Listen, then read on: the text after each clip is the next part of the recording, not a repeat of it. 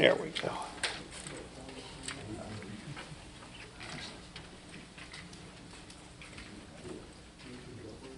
Okay, I'm going to go ahead and call the meeting to order. Could everyone please remain standing after the pledge? Allegiance to the flag of the United States of America and to the republic for which it stands, one nation, under God, indivisible, with liberty and justice for all. Please have a moment of silence for our first responders and military who have given their all.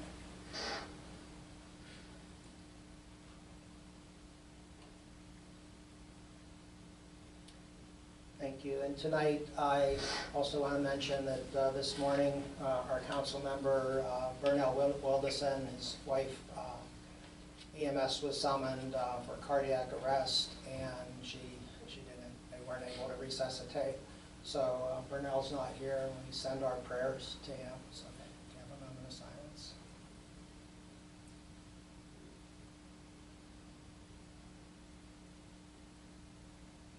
Thank you all.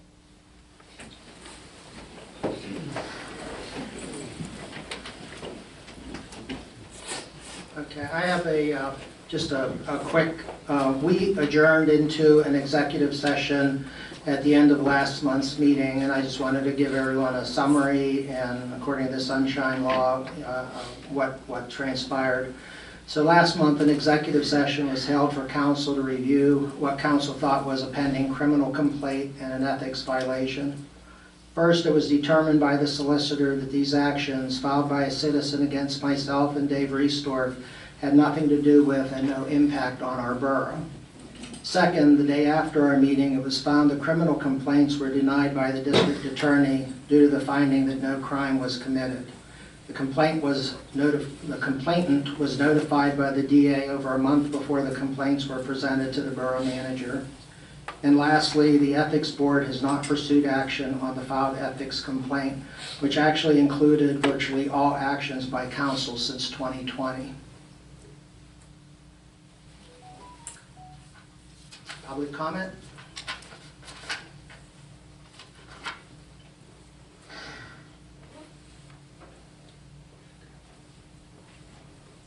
I pointed at Myra first. I'm sorry. Oh, I'm sorry. You go right ahead, man. No, you go right ahead. You go right ahead.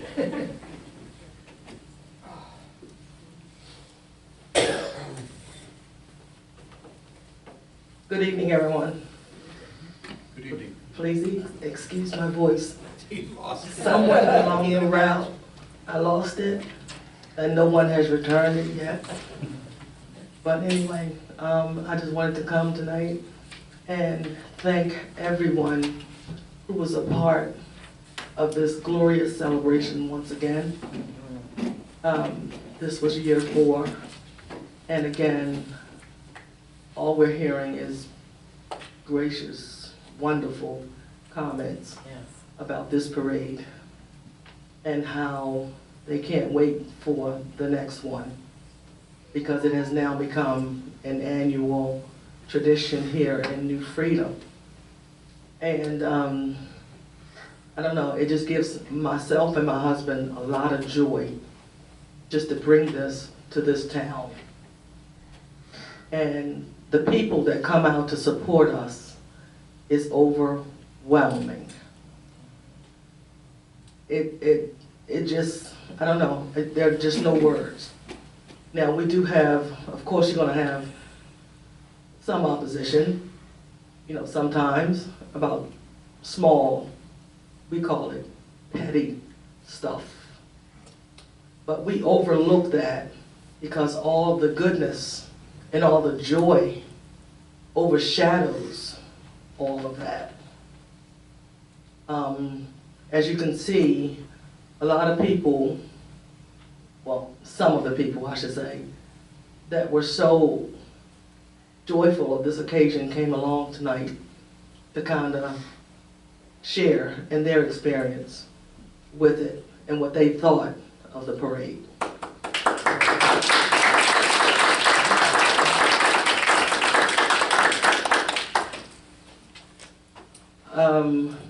I do have to ask council if there's any questions or comments or suggestions for me or my husband tonight regarding Saturday's performance. I think the only thing that I would mention is my understanding is that the fireworks were a surprise. Is that correct? It was a surprise to the public. Okay. I would only ask that things like that not be kept. I like the idea of a surprise, but I'd worry that some people might get triggered by fireworks, that they may not be aware that they were happening there, PTSD or anything like that. I don't want to take away from it. I love the idea and I hope it continues. But I would hate to see that somebody who came to town, for a parade, might be frightened with PTSD, or somebody that had a dog might have been triggered or something like that. Okay. If I could make a comment about that also, we do have a fireworks ordinance. And as mayor, part of my duty is the health, safety, and welfare of the community. I didn't even realize, and I commend you for everything you did, the hours and hours that you must have put in to put this together, and all the assistance and help that you got. The fireworks, I would like to express that was probably a little bit of an oversight, because where they were set off was not approved by the fire chief. The fire chief, for safety purposes, must designate where fireworks take place. There was a huge old tree underneath where they were set off. A couple of them went off kind of sideways into the tennis courts, and we had cars over there. He's the one this year that would have known exactly where to put them. And the fact that we require that a fire apparatus be present, just in case. You never know what's going to happen. It was great fireworks display. I loved it. Ask my wife. We go to Disney World, and she's on me because I want to see the fireworks every night. And we won't go back to the hotel room till I've seen the end of the fireworks. But just as a reminder to you and other folks, if you're going to have fireworks, you need a permit. You need to have the fire chief informed and set up where it may take place, just so everybody is safe. But I thank you very much for all your effort. I loved the fireworks display and hope you'll continue to do that. Well, first of all, I'd like to address that because the fireworks idea was brought up in front of you guys at the October meeting. No one had any opposition and no one had any questions. If there were questions, they should have been brought up. And you, Mr. Mayor, if you wanted to, you could have brought it to vote. It didn't happen. Brought it to vote? Or There was anything. nothing to vote on. Well, let's not get too far down the road. Sorry. Let's not get too far down the road here. I think what we're saying is this is a little bit of a learning experience. I think what we want next year is we want to see the fireworks, but we want to make sure that maybe we put it on Savvy Citizens so people who have pets inside will know about it, and they can put away their pets or whatever they need to do with them. So it was a learning experience, and it was a great surprise. And you're right, I do believe I remembered, and I tried to find it on the tape, that you did mention it in October. And I think if council as a whole would have been more aware, or I would have been more aware, I would have said, oh, we got to do a vote for that, but we didn't. We just said, go forth and be, I think I said, that all sounds really cool, go do your thing, isn't it? Or something, words to that effect. So part of it's my fault, and from now on, we know that we have a procedure in place, that it has to be approved, fire chief needs to know about it. And you did all the right things. You had a certified operator, you had insurance, you had the borough named as other insured. You did everything right. It was just a little glitchy, and it wasn't really probably your fault. It was probably mostly my fault, if anything, because I should have keyed in on that and realized we had the ordinance and it should have been voted on. So I really wouldn't worry about it. We'll just do. Absolutely not. We'll just do, what we need to do for next year, and we'll have a great time. I, for one, thought that was fantastic. I watched my great-grandkids' eyes, and for me, that's memories are the thing that I look forward to the most, and it was wonderful. Thank you, thank you. No, thank you. Yeah. So, and I have to thank, of course, our supporters, because they, like I said, they always come through. And according to our volunteers, I think we fed over 400 people. Yes. Very cool. Thank you. Can I just ask? Sure. Thank you. Fantastic parade. I don't want to put a dimmer on it. We're just concerned about some safety issues in the neighborhood. You guys, I've been to the parade this 4th year because it's fantastic. It's super for the community. Main Street's fine because it's well lit up. It's got, I don't know if that fire police out there again, but I noticed traffic was controlled. It was fine. Our side back by Broad Street this year, someone at the beginning of the parade route turned around a big U, 5 cars came back. We're going back that way, down High Street, and the parade was going that way. Went through the barriers on Broad Street and flew up Broad Street and came back through the neighborhood. Even during the parade, you can't control it. There was no one at those roads that were blocked off to keep outside cars from coming in. And cars were coming back through the neighborhood, back through High Street. Floats trying to go one way, cars trying to come another. There were infants, toddlers, babies, and strollers, a lot of people at this point on Broad Street. There's no one there. Someone had moved the barriers from Broad Street and what opened them up, cars were just coming through. And Front Street cars are coming through. I don't know if you have volunteers that can control that or just to keep the traffic under control. Well, actually, all of that is maintained and controlled by the fire police. There are There only, was I no think, one there. 3 fire police that No one do was that. there. Is that right, John? I'll address it in a minute. Okay. But you also know that you're gonna have people who just don't listen to barriers. Yeah. They That's why move our cones, Yes, they they do. move everything, so we can't control that. You can't control what people do. Because some people are gonna be people, they don't care about anybody else's safety. True.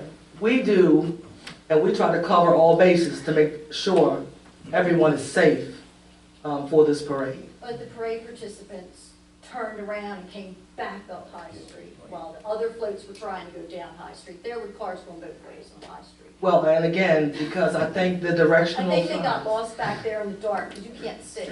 And you go in a dark neighborhood and you don't know where to go and you can't see. So Well, yeah, and they probably, they got turned around literally. yeah, they did, but it's like the directional signs to tell them where to go.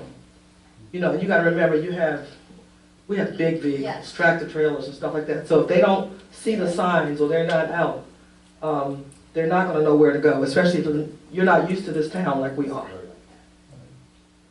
I'm just thinking about just to do something to keep those kids safe. And kids are running out in the street, it's pitch black back there.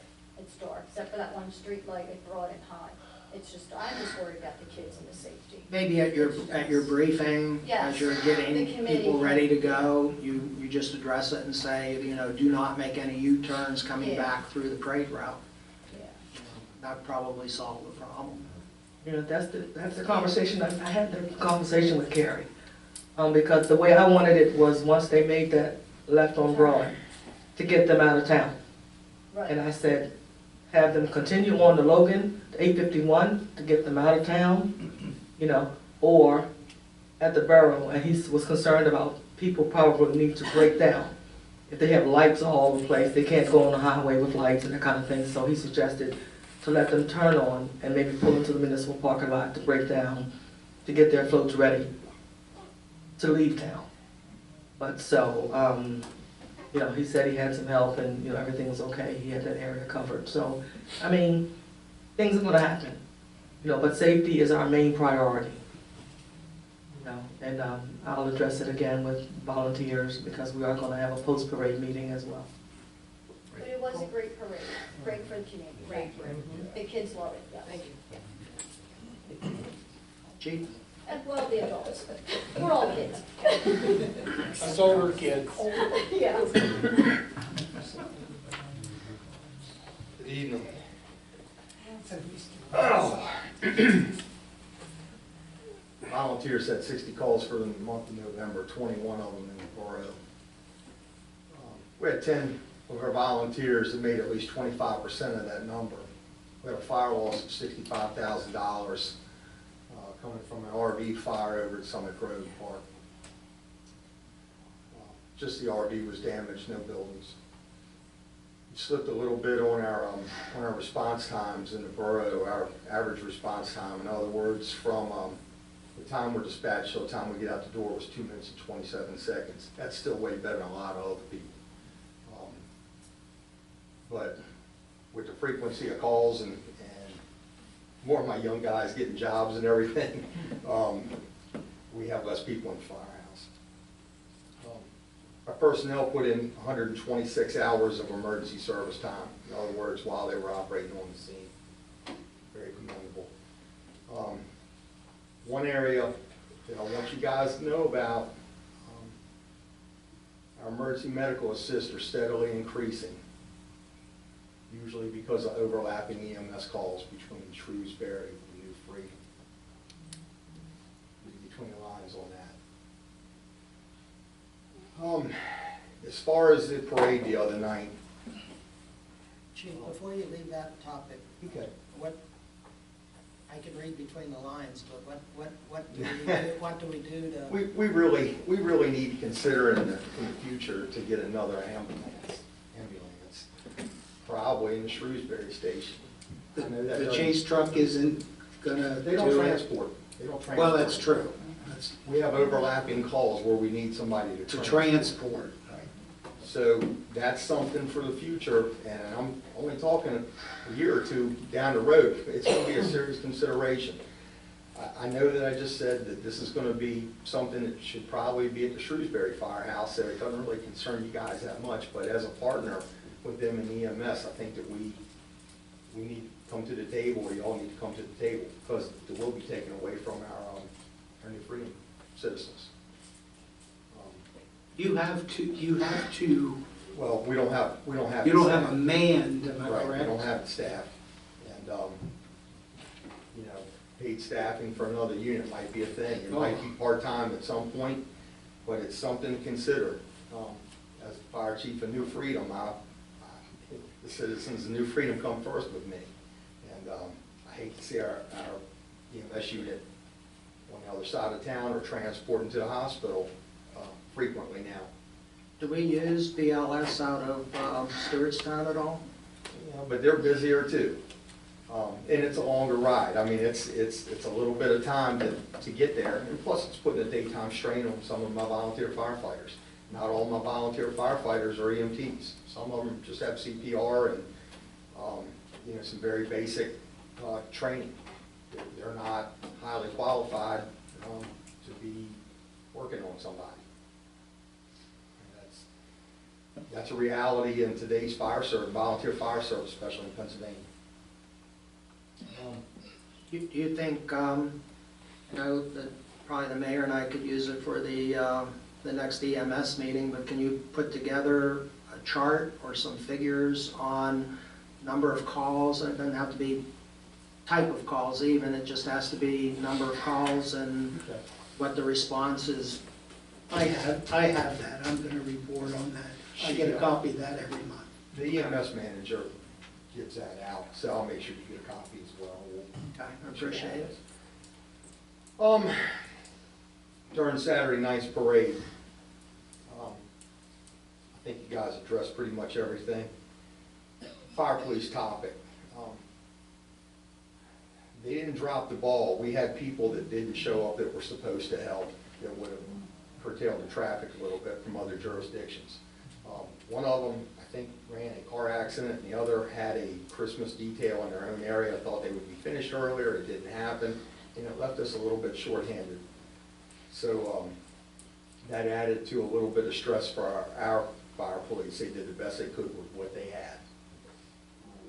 That's not a good excuse when it comes to, this lady was talking about with the kids running out and people turning around. It's something that we need to address, and Ms. Meyer said that she was going to address it, and I'm totally happy with that. Also during Saturday night's parade, we did have some really good resources for the fire department, and we included 4 engine companies, a rescue company, a ladder company, a tanker, a brush truck, and 1 ambulance that didn't have to go somewhere else, along with 2 command officers and nearly 30 firefighters. So we were ready to handle either half a dozen small incidents or a working structure fire without problem or hesitation. So that was something decent. My unit does not have to be right at the scene where they're shooting fireworks off. In fact, I'd rather them not be right in the scene. If something happens to the people working right there, I don't need something to happen to my fire or EMS people as well. We'll go in after the damage has occurred. I cleared a ladder truck driver and several young fire truck riders now. They've completed some training at York at the fire training school. So I'm able to put a couple more people on a fire truck. Hopefully they're going to help us out and pay dividends. Hopefully they'll be sleeping members. My last issue of the night, a little touchy here. Got an issue with people in Borough Council seeking department information from people other than the fire chief or the president of our department. I don't believe that if you had an issue with the police department or public works, that you'd be talking to a patrolman or a laborer. You'd probably go to the police chief or the supervisor or the town manager. Myself and the president would like that same respect. So I'd appreciate it if we would refrain from that so we don't turn the molehill into the mountain. That's all I have. Thank you all very much. John, before you leave, I'd like to make a comment. I think I attended the last meeting, and you've declined nomination to run as fire chief for next year. Am I correct? Correct. I would like to personally thank you very much for your steadfast assistance to with the fire company and everything that you have done. It is very much appreciated, and I think you deserve a round of applause.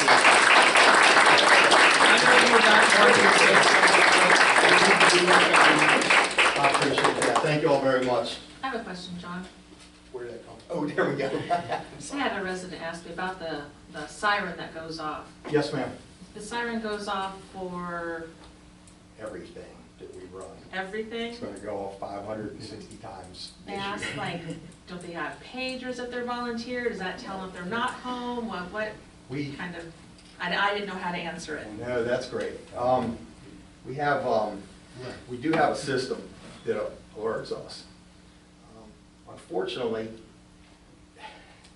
as many problems as your 911 has with alerting stations and everything, that's a very decent backup for our fire department right now. I understand that this is a headache for some people, and as York 911 improves their systems, I think that you'll see that siren go by the wayside. I think that we would be, okay with it going by the wayside, but not right now. So when something comes through 911, it goes to alert inside your department? And sometimes Yes. that doesn't happen? Sometimes it doesn't happen. Okay. And we have to have that ability to use that siren. And what tells the siren to go off? Somebody at York 911 as well. As far as I understand, is that they have 2 ways of alerting us. But we also have a way of alerting, if we had a catastrophe in the area, we would have a way of alerting from here. Okay, So- so it's not necessarily anybody here setting the siren off, it's coming from York setting that Yes, siren off? yes, ma'am, correct. And in the department, and you hope it happens in both places? Yes, ma'am. Every time? It's a little bit of redundancy, but we need it right now. It used to go off 7 times, I remember that Yeah. when I was a kid. I'm 72 years I've been listening to that, I don't even hear it anymore. It's one of those things where I hear that siren before I hear the paging system. If I'm in my yard or something, I can hear that siren. It's like a dog hearing that whistle or something. But hopefully in the future, maybe that will be something to go away and make everybody happy. Do y'all have pagers too? We don't really use pagers. Everybody uses an iPhone, and we have an app that comes over the iPhone. Thank you. Thank you. Y'all have a nice evening. Thank you, Sean.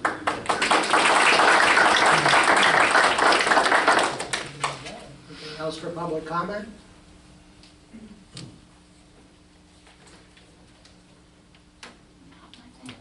Here we are. Good evening. My name's Denise Butcher. I'm a New Freedom Borough resident, and I'm coming to you this evening out of sheer frustration and concern of the events of the last 3 months regarding the Rec Commission.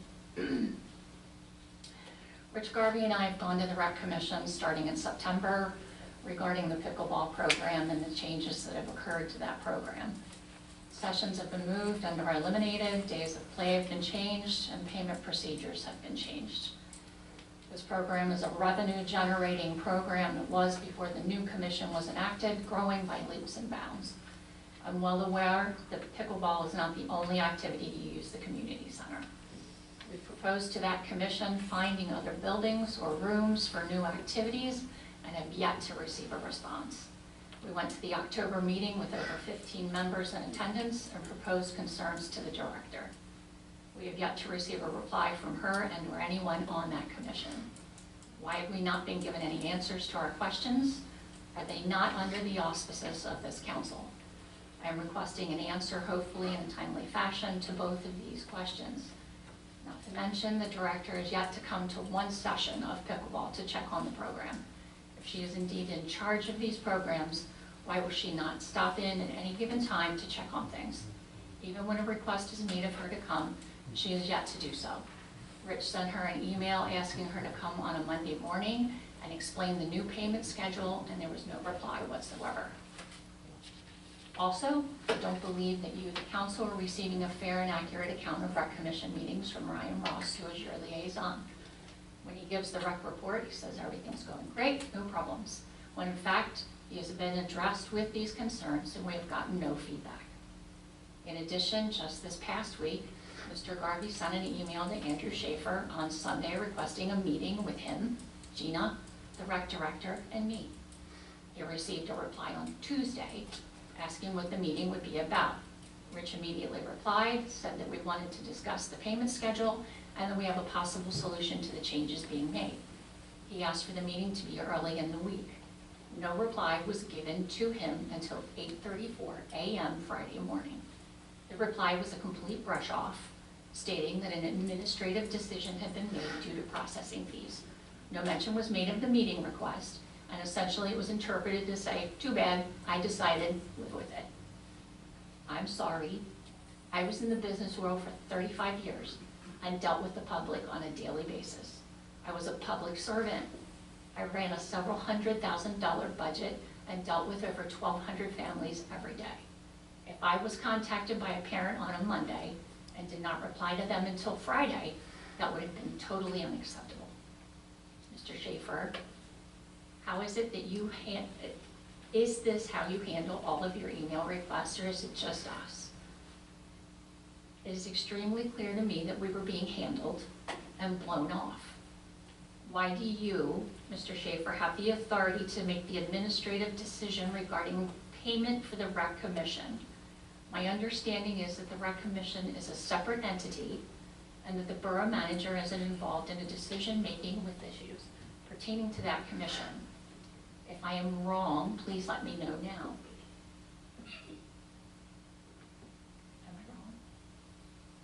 Okay. Did you confer with Shrewsbury Township? Was there a discussion among the Rec Commission? Isn't this a joint commission? And if so, why is everything happening in New Freedom? This truly is a case of beating a dead horse, and goes back directly to the very question posed by a former Rec Board member who was removed. What happens when New Freedom's equipment and facilities are beaten and broken and Shrewsbury gets off scot-free? Well, folks, here we are. because everything's happening in Newfoundland. We, those pickleball people, came to the commission on 2 separate occasions with specific concerns. One, times and dates being changed and removed. The summer session at the director's hand is now being moved to 6 a.m. to 8 a.m. each morning for the months of June, July, and August. Do you really think that a group of senior citizens are going to get up at 4:30, 5 o'clock a.m. in the morning to play pickleball at 6? You will lose those participants to the tune of about $3,000 in revenue. I guarantee you, if you chase them away, they will find somewhere else to play. The director doesn't even have an established program for those months. No registration yet, but has arbitrarily already moved us out. Seems a bit hasty to me. Not to mention other schedule changes due to new programs, one being line dancing. You're going to take an entire gym for the possibility of 10 to 15 participants. We suggested another facility for that, one being the Scout House, and it clearly fell on deaf ears. I could go on with other changes, but I'm hoping you get the idea. The second concern was changing payment to 3 months at a time instead of monthly. This is a major concern to most players, and we have a viable solution. But due to the lack of concern and response on the borough manager's part, that's why I'm here. We had our own meeting among participants and it was discussed. The majority of these participants are senior citizens and a 3-month schedule is just not acceptable. Most travel, some still work, and illness comes into play. These participants agreed to proposing a new schedule change, and I'm not going to go into that. And it would cover the processing fees that the borough claims they have. But it would also be more profit for the commission. In conclusion, the buzz statement that we keep getting is that these changes are for the good of everyone. There hasn't been much good for those people who have been dedicated and loyal to this program. A program that has been running smoothly and growing for the last 5 years. 5 years. This is the one constant revenue generating program the Rec Commission has. This program continues to have to change and bend to fit your narrative, and consequences be damned. It seems to me that the general feeling being put upon this program is tough. This is what you get, be grateful for what you have. I believe as a taxpayer of this borough, if I come to you, the people who are supposed to represent me and hear my concerns, I deserve answers to my questions and replies to my requests. Thanks for your time. I will say one thing, I'm sorry? I resent that. It will matter because you didn't reply to us. I did. The decision is by the Recreation Commission. We asked It's to not have a in the meeting minutes. though. If you want to have a meeting with that board, you need to address it. They are running the program. We correct? did. Okay, so you need to take it to them. But you're the one who said that you made an No. an You're administrative reading into the decision. email. You The made an admin- administrative No, I decision didn't. regarding. Okay. Okay. The only thing I want, It's okay, not what I the only said. thing I did want to say is that I know for a fact that Gina and Andrew have both met with Larry O'Brien regarding the Scout House. Okay. And they've also met and talked to him about using the Lutheran church because they have a large gym there. So they are making efforts to try to get line dancing and other programs, you know, off of, so you guys can play pickleball.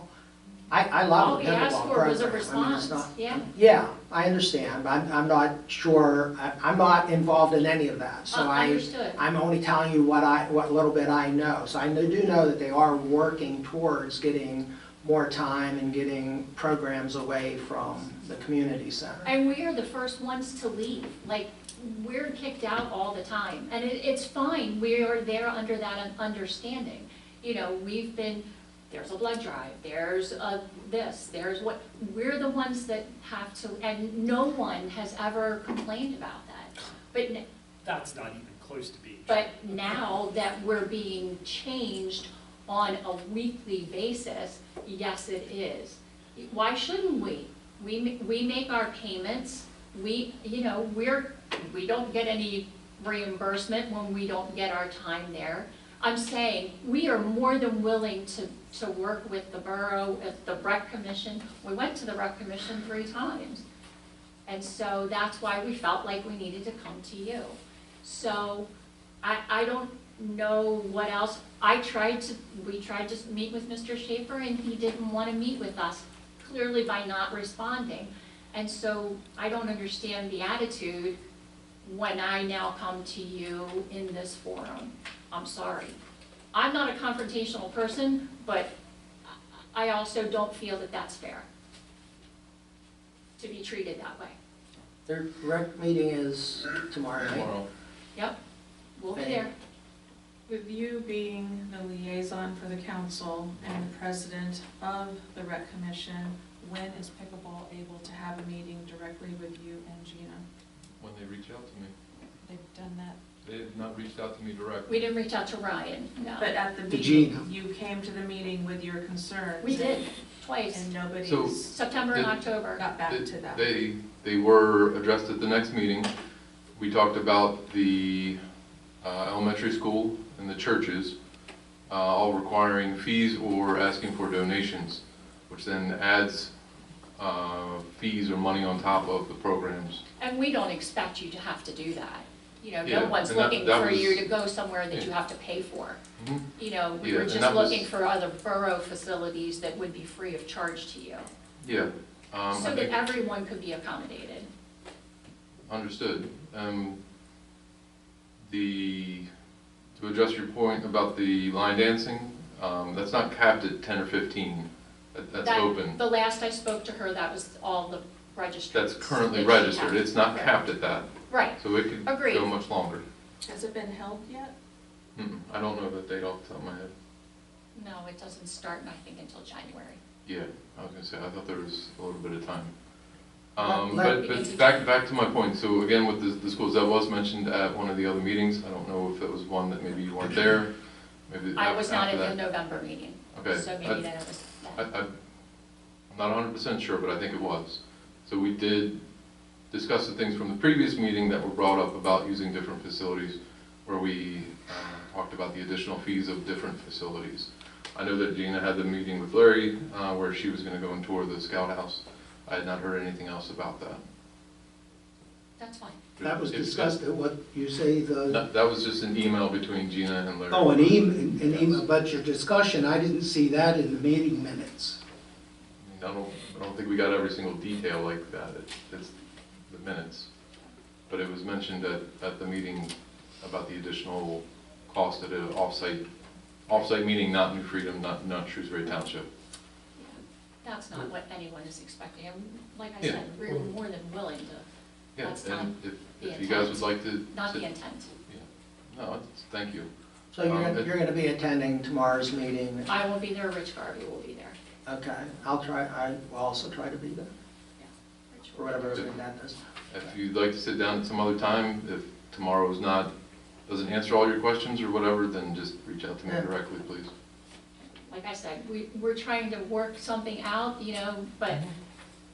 just reply. That's all, we're looking just for communication at this point. Well, I need somebody to communicate with me to respond. That's fine. Thank you.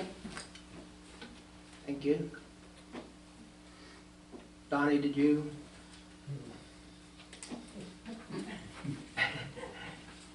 Anyone else? Can I jump in? I should have done this when you were talking about the parade. I'm Terry Janiak, the other half of Ed at Vortex Brewing. He's the quiet one and I'm the talking one. And I'm not gonna come up there because I have a loud voice. But I just wanted to jump in on the parade thing and just say, as our business, this is our 3rd year that we've done it. And I wanted to say bravo to you, and I'm sorry that they left because I wanted them to hear this.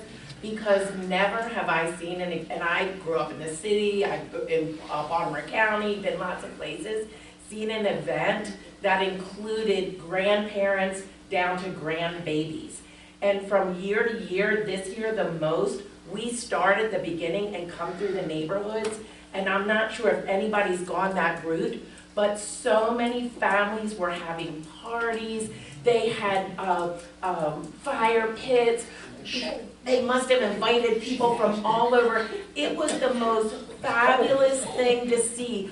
Families gathered at this event, and when we finished, there was so much positive feedback to us. How could we get involved? How could we do this? So I just wanted to say, for a business, it's great for us because it obviously brought people into our business, but also as a parent and seeing an event that would bring teenagers out on the street and with their families, and it was such a wonderful, inclusive thing to bring everybody together, and I just wanted to say bravo, because it was just amazing to ride through those. I've never seen anything like it, and I've been to lots of places, and it was just so inclusive and magical to just see so many families together celebrating such a wonderful thing. So I felt like I couldn't leave without saying that. I just want to add to that, and the train also, the train, people were coming on the train, and after they went to train, they'd come over to eat or whatever, go over so they went to the businesses.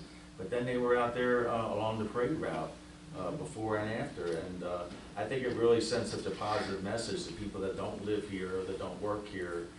They show off this town of what it is. When we came down that hill past the community center, you saw all those fire trucks out in front of us. It was amazing. And the other floats. I was like, look at this. This is unbelievable. This is like something out of a Norman Rockwell painting. Absolutely. You don't see that anymore, and I think it's so cool that we have that here. I think it's really special. And even riding through those neighborhoods, when we started out the first year, and then even last year, it was very, there wasn't a lot of people there. But this year, it has grown, and it was families out there having parties, and you got it. It was just, and it brought rich business in. And I don't think you have that anywhere else. It's really a great thing. So I appreciate y'all supporting that. I appreciate Gil and Yeah, we Myra. wanted to tell them too. And I just think it's a great thing for the town. It really shows off this town and what it's about. And lots of people had positive, so outsiders had And positive people things come to to my say about business and it. say, God, we've never been to New Freedom. We didn't know this was here, you know? They said, what a nice town. It's a nice town. It's a safe town. It's a clean town, you know? I mean, Absolutely. it just really is nice to hear that from people. I'm like, this is a great town. It is. We love it. And so many people have come up and they never knew it was here. So So that's bravo. Keep in mind, though, that the Borough Council supports the parade, but Myra and Ron do all of the work, and they have a great team that they've put together. Yeah, I'm sorry they weren't here. I'll try to catch them and tell them later. But But I know talking to individuals on the council, I mean, a lot of you guys support that, and I appreciate it. So it's nice to see the whole community work together to get things done. And again, nothing ever is easy to discuss, and just looking at you guys talk today, you know, you're reasonable people, you can talk and work out things, because there's always going to be questions and difficulties, you know, and the fact that you work through those in a positive manner, that's really a nice thing. So I just think, keep up the good work. Yes. Yeah. Thank you. Might need to get that in writing at some point. Okay, anything else? Okay. Next up is approval of the minutes for the meeting held November 18th. I will entertain a motion. Make a motion, we approve the meeting minutes for the council meeting, November 18th, 2024. Second. A motion and a second, discussion, corrections.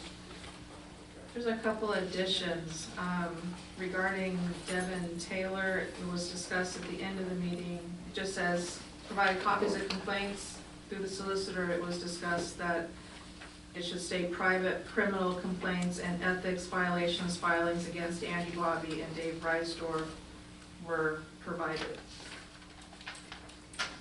Yeah, well, both of those were found to be unfounded and were denied ahead of the meeting. It's irrelevant, that's what happened at the meeting. We're accurately, just like the comment before it, you know, gave addresses and exactly what was presented there. Under Tasteful Occasions lease, it was discussed that we will send a letter for immediate removal of the propane tanks from the property. And on page 4, under recreation report, the last sentence there, the word monthly was not included. The request was made for a monthly detailed report on programs and participants. What are you asking, what's incorrect about the record? It was just, a request was made for a detailed report. Well, it was for a monthly detailed report of what the programs and the Yeah. participants were. The word monthly is missing after the word. Oh, you just want, okay. I thought you meant something was incorrect on here. It was for monthly.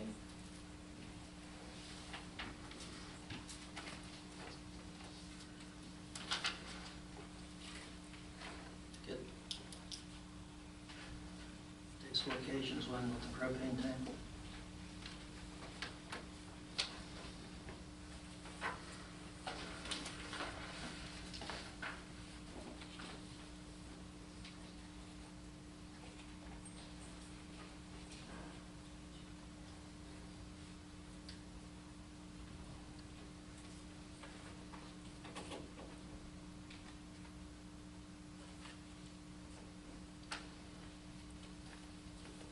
I would need anything else? Yeah, I was waiting to see if there's anything else that needed to be changed. What are the changes again then? What are the changes gonna be? Specific complaints, propane tanks, the letter was supposed to go out for their immediate removal, and the word monthly for their rec participation. What was the one about the other jail? It just says complaints, and just like the solicitor agreed to report it accurately, provided private criminal complaints and ethics violations against Andy Bobby and Dave Reisdorf. Exactly what happened. I'd be against that because there's nothing, he did not say anything about those. He handed them unopened to the borough manager. No, he did No, he say. said what they were. No, he did say what they were, and it was accurate.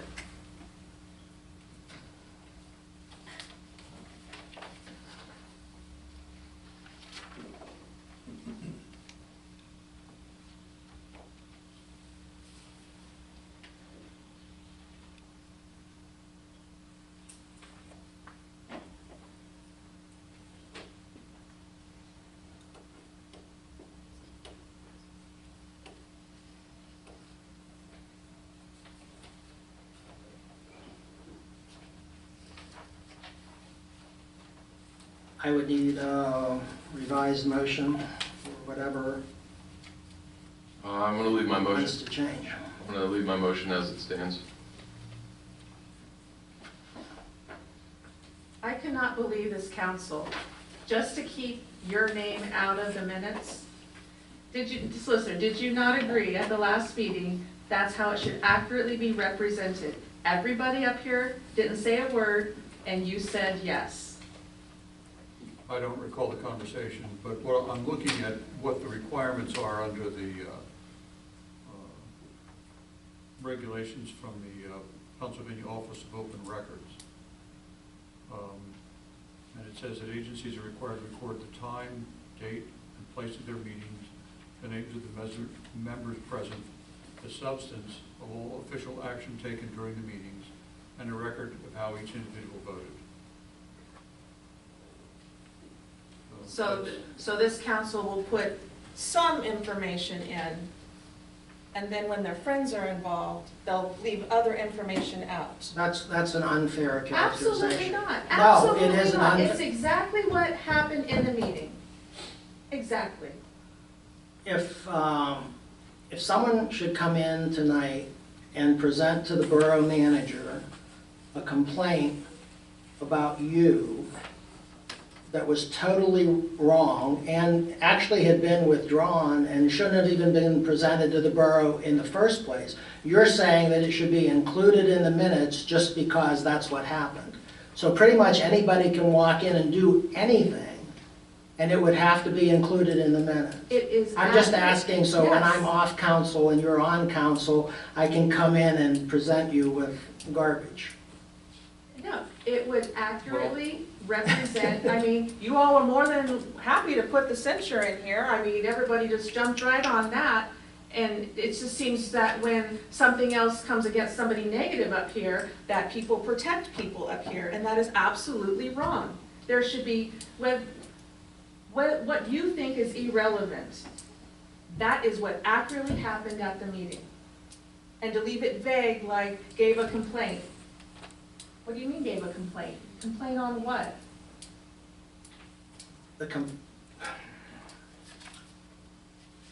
But you all know I'm what you do. recusing myself from this discussion, so you guys do whatever you want to do. Well, let's make it clear what they need to do. Can someone can make a motion to amend the, Well, he said he's not going to. he doesn't have to, somebody else can. We still have his motion on the table.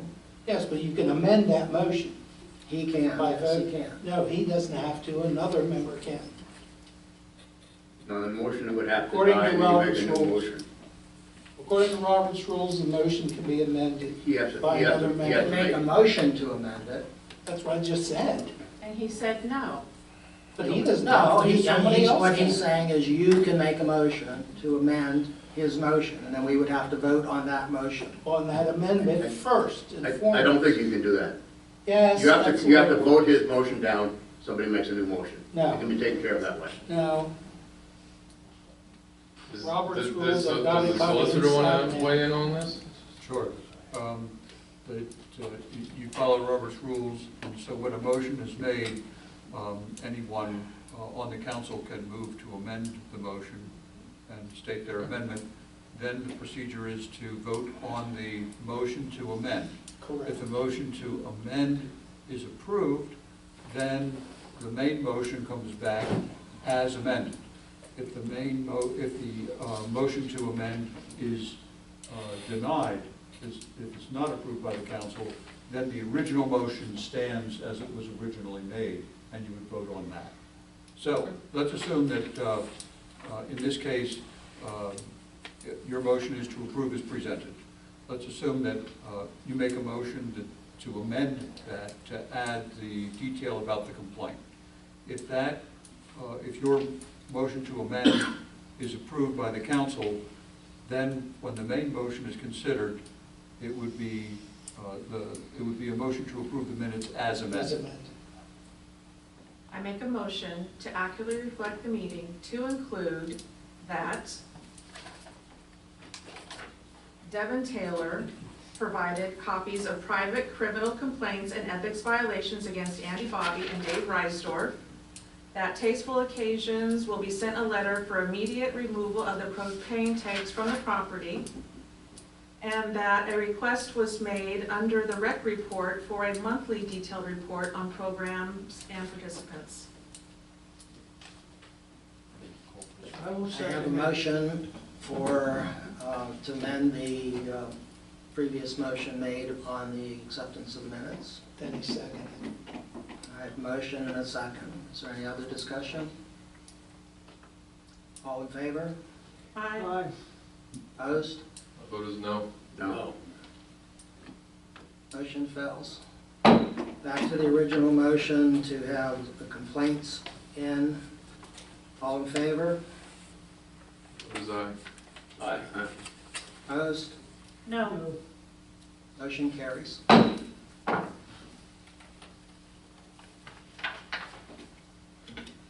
Approval of Treasurer's Report pending audit of November 2024.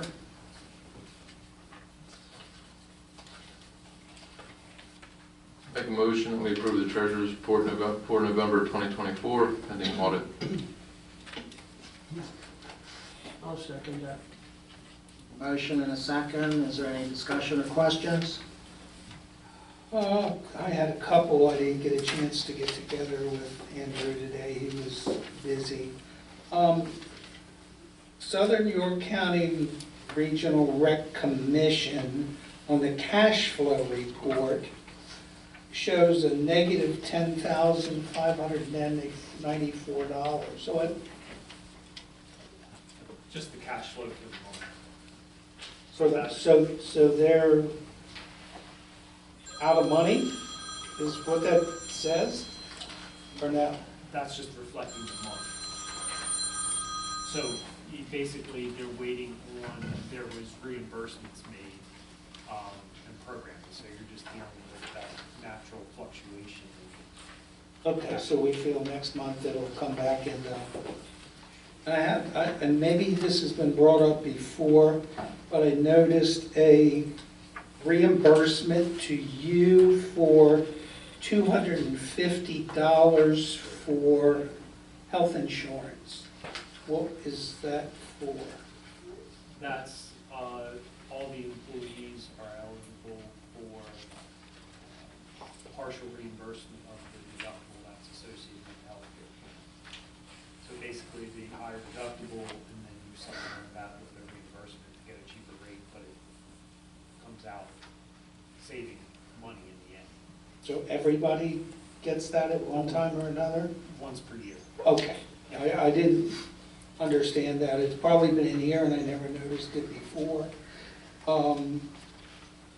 The promotional for Smoke on the Rail, special events, $10,100. What was that for? That was just leftover, that was included in the budget versus actual that was provided to council earlier. It was just, that was the balance due on that invoice. So that was things of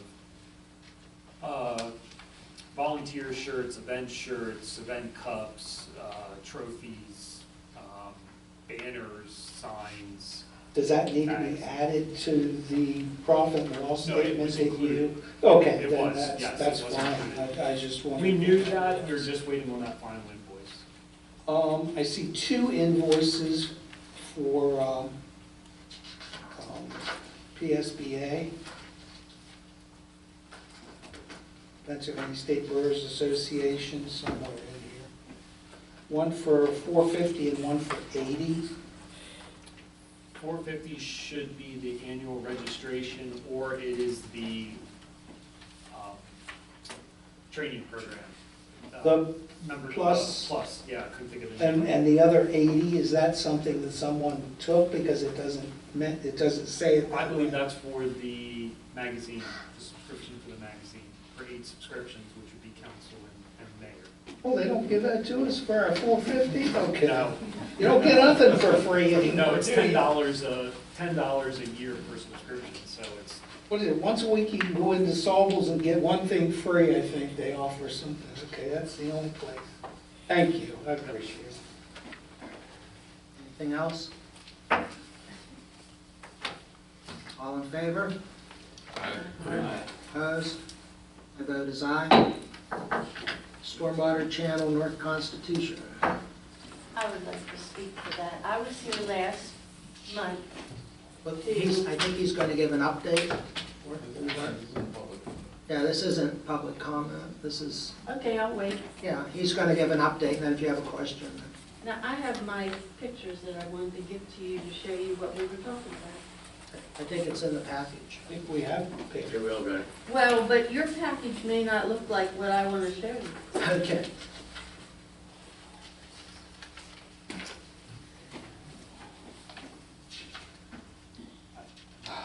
Yeah, go ahead. so included with your packet, or, the first picture is a picture from September 23rd of 2022. I believe that was following the install of the fence to the rear of the property. And we did make a site visit out to the property on December 3rd and snapped some pictures as well. We took pictures from the Franklin Square Brooklyn property of the ground in and around and underneath the fence, so you have those pictures there.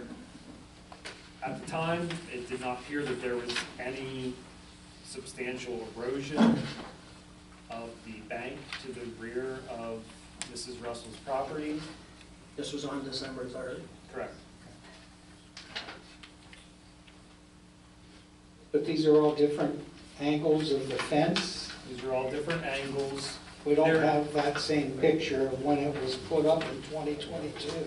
Well, that's the first picture, that's more of a portrait where they're doubled up. So you can kind of see the same,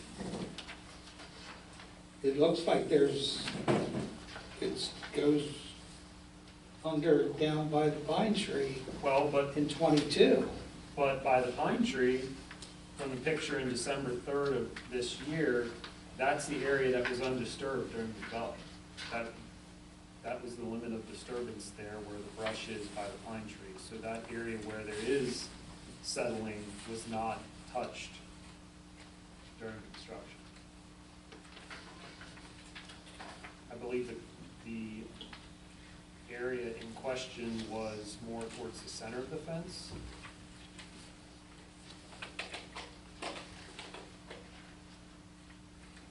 This is provided to the council for review, and Mrs. Russell has additional comments. These pictures were taken Sunday. This shows you what I'm talking about. You can't see that if you take a picture of a fence from a long way off. This is the erosion I'm speaking of.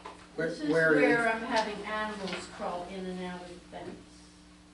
And you won't see that unless you get up to where, I mean, you can take a picture of New Freedom from here and you won't see damage, maybe.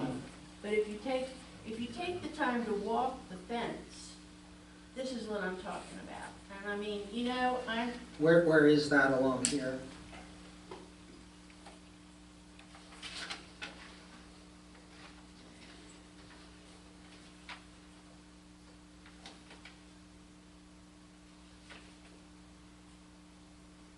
I don't see it on here. I don't see this on here. It would be right, it would be close, like you said, to the pine tree. It would be in around here. But do you see what I'm saying?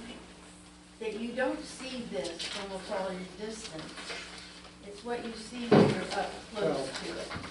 I think he shows it here, right? This is where the light is coming in. There, that's one place, and then there's another one down here.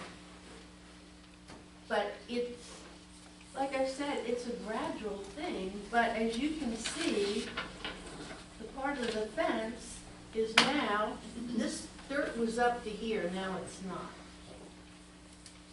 I'm not going to argue with you about it, but I'm saying that a picture far away is not going to show you that.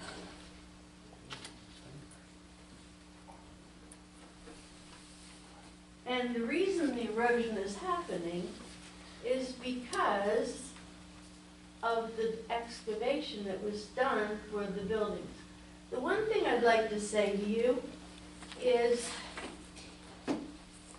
all this building that keeps taking place, and now there's new projects coming up. If you would be a little more careful when the projects are being done or finished, you know, these problems might be avoided. I'm not trying to be nasty or hard to get along with, but you know, that property has, you know, been mine for over 50 years. And now I've spent all this money for a fence because I didn't want animals coming in my yard from the development below it. And over time, it's just going to keep getting worse. I don't want my fence hanging in midair, which is what I'm saying. I don't quite understand why that is a borough problem. I have areas in my yard that weren't dipped down last year, but over the winter and everything, because I was promised that this would be taken care of. And if you're going to make idle promises, fine, then nobody believes what's being said. No, that's not what we said. I mean, this area where the light is coming in under, that was undisturbed ground. None of the building, No, they would have I had a new. explained this. Burkentine took a section out of my yard. They didn't do it in a straight line from one boundary to the other marker. They made a crescent. When my representative went to one of the supervisors of Burkentine, pointed out the problem, he asked if I would take money to just let it go away, and I said no. I want my yard the way it was. So, Burkentine's people put the dirt back up to make it straight across there. But now, the dirt is washing away. I mean, that's where the erosion is happening. So you're saying don't follow the cutout line along the fence, it curves into your yard? It did, it doesn't anymore. Well, I mean, Yeah, that's what happened, right. it curves in, so don't follow. Because originally, like, the survey boundaries were, you know, it was a straight line between the two. Yeah. But they had carved out to make it more, I don't know, more whatever, but it was, they didn't do it in a straight line. So when I complained, they said, okay, we'll put the dirt back. Well, the dirt didn't stay. It's not, like I'm saying, I don't know, it may not get any worse, but I don't think it's my problem because Burkentine didn't do it right. But you guys signed off on Burkentine and said everything's okay. I understood that you had $30,000 holding back until everything was okay. But then it was Are signed you off. talking about the bond? I don't know, but, Well, that's important. well, the point, why did you all have to pay to open the pipe? Because Burkentine backed up the dirt and closed off the drainage pipe. This is all part of that same problem. It wasn't your problem. That drainage pipe was way far away from Burkentine's property, No, or the end of the property. No, because Sam offered to do it herself, and he said, don't you dare come on that property. You can check with the, I think that's in the minutes of the paper she gave you. Because he backed that dirt up there. I called before the buildings were even started and complained about the pooled water that was next to the pipe because of mosquitoes. And I was told there was nothing to be done about it until the buildings were all finished. And if there were mosquitoes, then the state would just have to come in and put in mosquito packs. You're talking about the pipe that Mr. Hitty put in. I'm talking about the backed up water that was not even where in other words, it was adjacent to the pipe. Hey, I have a quick question. If I look at this, where this light is coming in under the fence, the flow of the water is from your house to the Burkentine side, right? But it's, Well, it would have I don't to know what you mean. be. It'd have to be. It would It have isn't to from be. Burkentine to your. Well, It I'm wasn't- just saying, I'm you're not saying, saying, I'm not saying that the drainage pipe caused this over by the pine trees. It's where they dug up.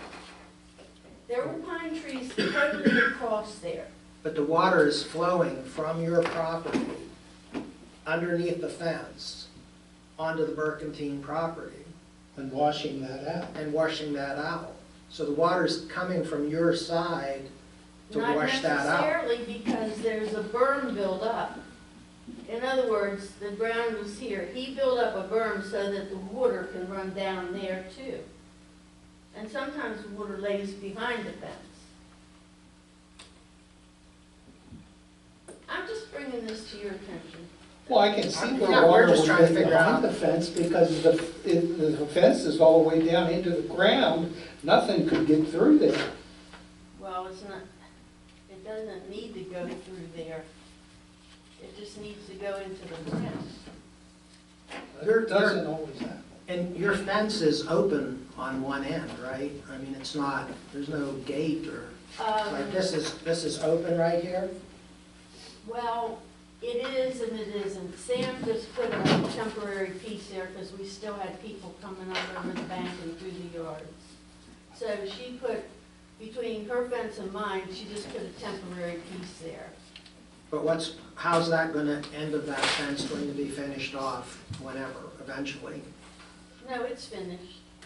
I'm not coming up through my yard between Sam and I. It's, Well, I guess my point is if it's open on this end, an animal could walk around the no, fence. because now she put an extra piece in.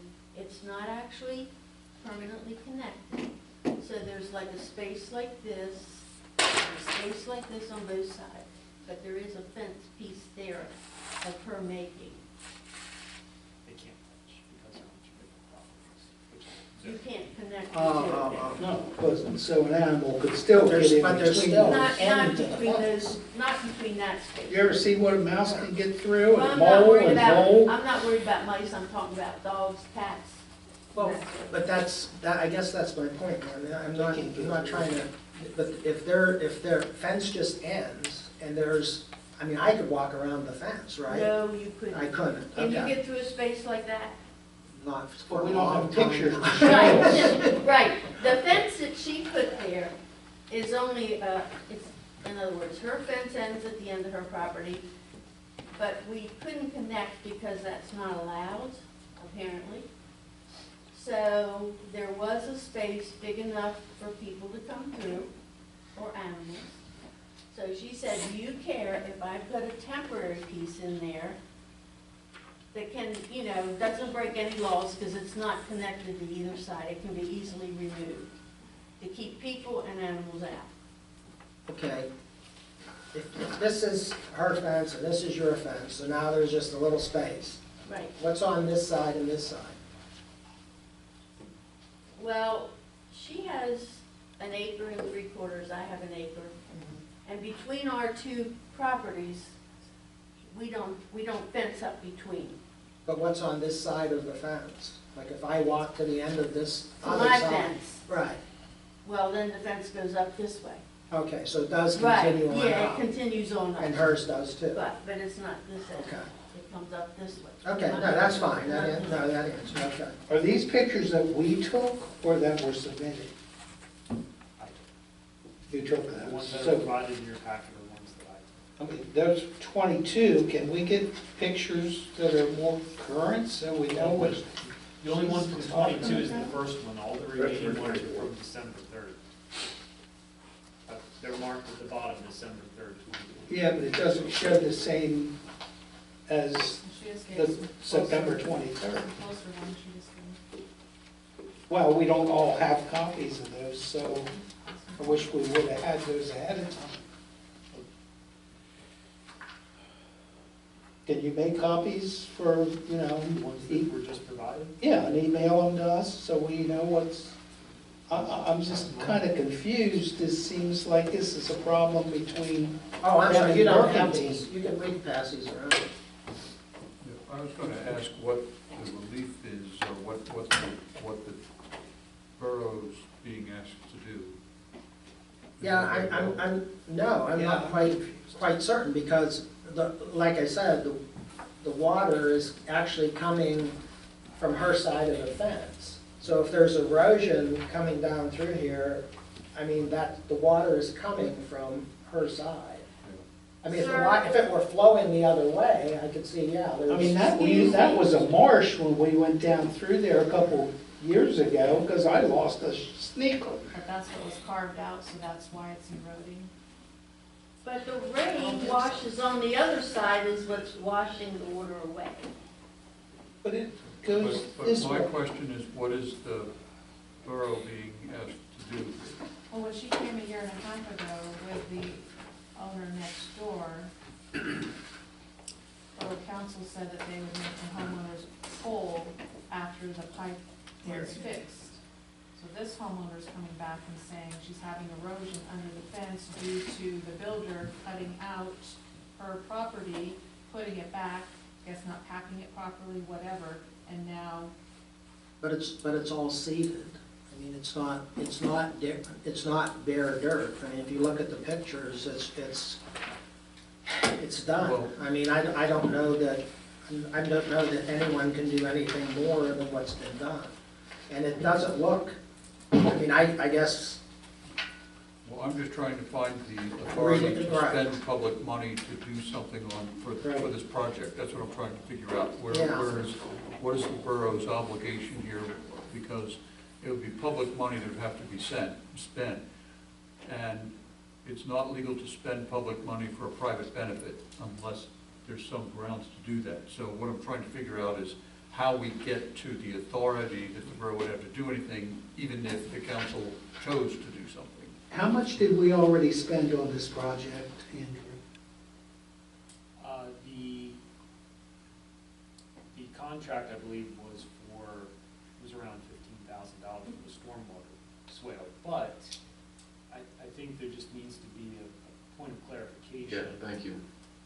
The comment that Councilmember Rarick made about making the property owners whole related to the swale. Mrs. Russell just said earlier that the swale did not cause the sediment underneath, or the erosion and settling underneath the fence. So I think we have two separate issues that need to be addressed. These two locations are pretty far apart from each other, and there's no way that what occurred at the daylight of that stormwater pipe caused the settlement and the erosion 125 feet away. That's what I was trying to pretty get, much I was upstream. trying to get at. And I mean, it's you not- are correct, I mean, it was said that the property owners would be made whole, but I think maybe they need to be viewed as two separate things, and I think council just needs to determine how you're gonna move forward from this point. Well, I think they were talking about their destruction of their property Okay, through what happened. okay, And this yeah. is part of destruction of So her. should this then not be called stormwater channel? Should this be Well, so, retitled in a sense? yeah, that item needs to stay on the agenda because it still is outstanding, as we need to wait until the spring to do final seeding and any kind of touch-ups. Season. Can we Yes. get the engineer to go out and make a ruling? I thought we were, That's what I Said that. suggested at the last yeah, meeting. yes, thank you. For this very reason, that I thought that there's lack of clarity for the council to make an informed decision. So I had suggested that the engineer go out and make an assessment of it. But the council, and I think to its credit, said, well, let's do it ourselves first before we incur the expense Right. of an engineer. So, but I think now what we're hearing is that there might be enough further investigation required, because in order to spend, public money, we have to establish that there is some sort of connection between the borough's work and the issues that are here. Well, the borough didn't work on that, correct? That was Burkentine that did, so it should be a Burkentine her problem? Am I correct? I mean, if my neighbor put a fence in and the water washed it out, it'd be my problem with him. Well, was the swell put in by Burkentine? Excuse me, can I just say one more thing about the money? I'm not asking you to fix the property on my side of the fence. I will take care of it on my side of the fence, but I cannot go on the other side of the fence and build the dirt back up. Who owns that? Why? What's Who the owns fence the dirt on easement? the other side of the fence? Is the fence right on the or on the property line?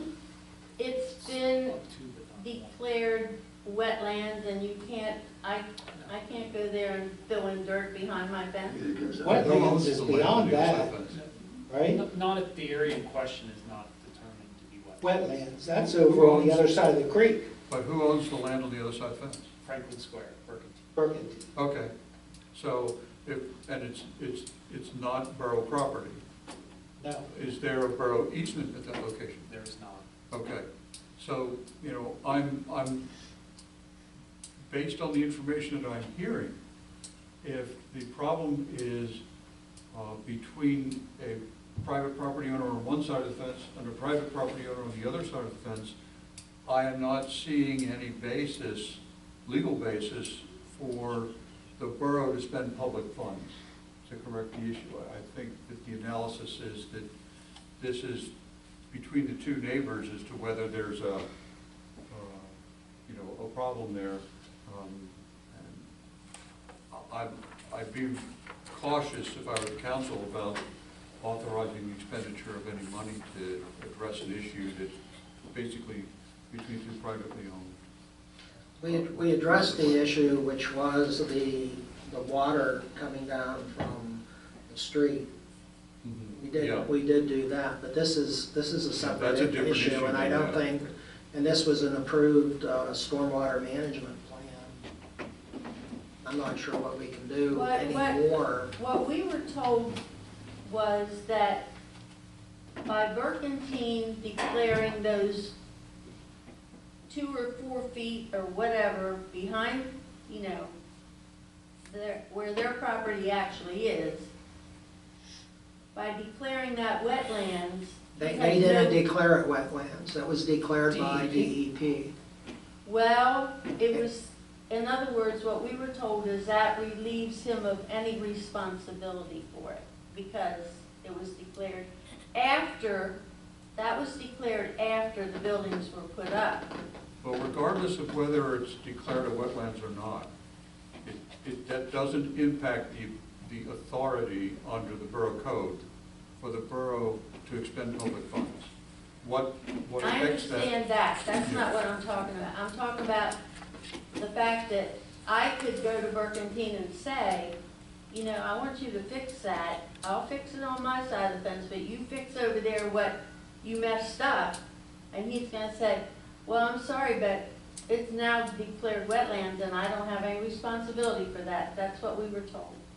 Well, that's fine, I don't know that that's accurate, but if that's what you're told, then, you know, the borough can't step in on that. You were We told can't that by take authority- Burkentine? The borough doesn't have authority just because it's a borough to correct a problem on a private property owner's property, whether it's wetlands or not. Well, that, like I said, that's on the other side of my fence, but that's where the problem began. And I'm just, the only reason I brought this to you is because I was told that my property would be made whole. It's not. So, What we were talking about was the pipe and the water damage from the pipe. This isn't that. Correct. So, I mean, we have done that. We've spent money and time and resources to take care of the issue that you came to us about. This is on the other side, 125 feet away from the original issue. And I mean, water does flow. I mean, I have water from my neighbors that flows across my property. Until I put my pipes in, I couldn't even cut my grass if it rained 2 days in a row. But water does flow, and there is a pattern to it, and I'm not sure how you would ever get to the point where that water flow from your property downhill to their property would stop. I don't think it ever would. I mean, if council so chooses, I would say have an engineer to take a look at it, but I'm not sure what we would resolve from that.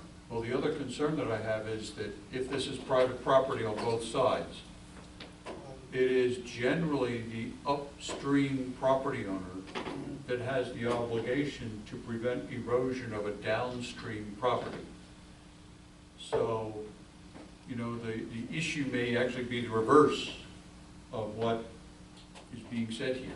So, you know, if you're going to look into it, I do think you would need an engineer to advise you, but, you know, my caution would be that if your property is upstream and it's flowing, if the water's flowing down toward the other property, it may be that Burkentine would have a claim against you for the erosion, not vice versa.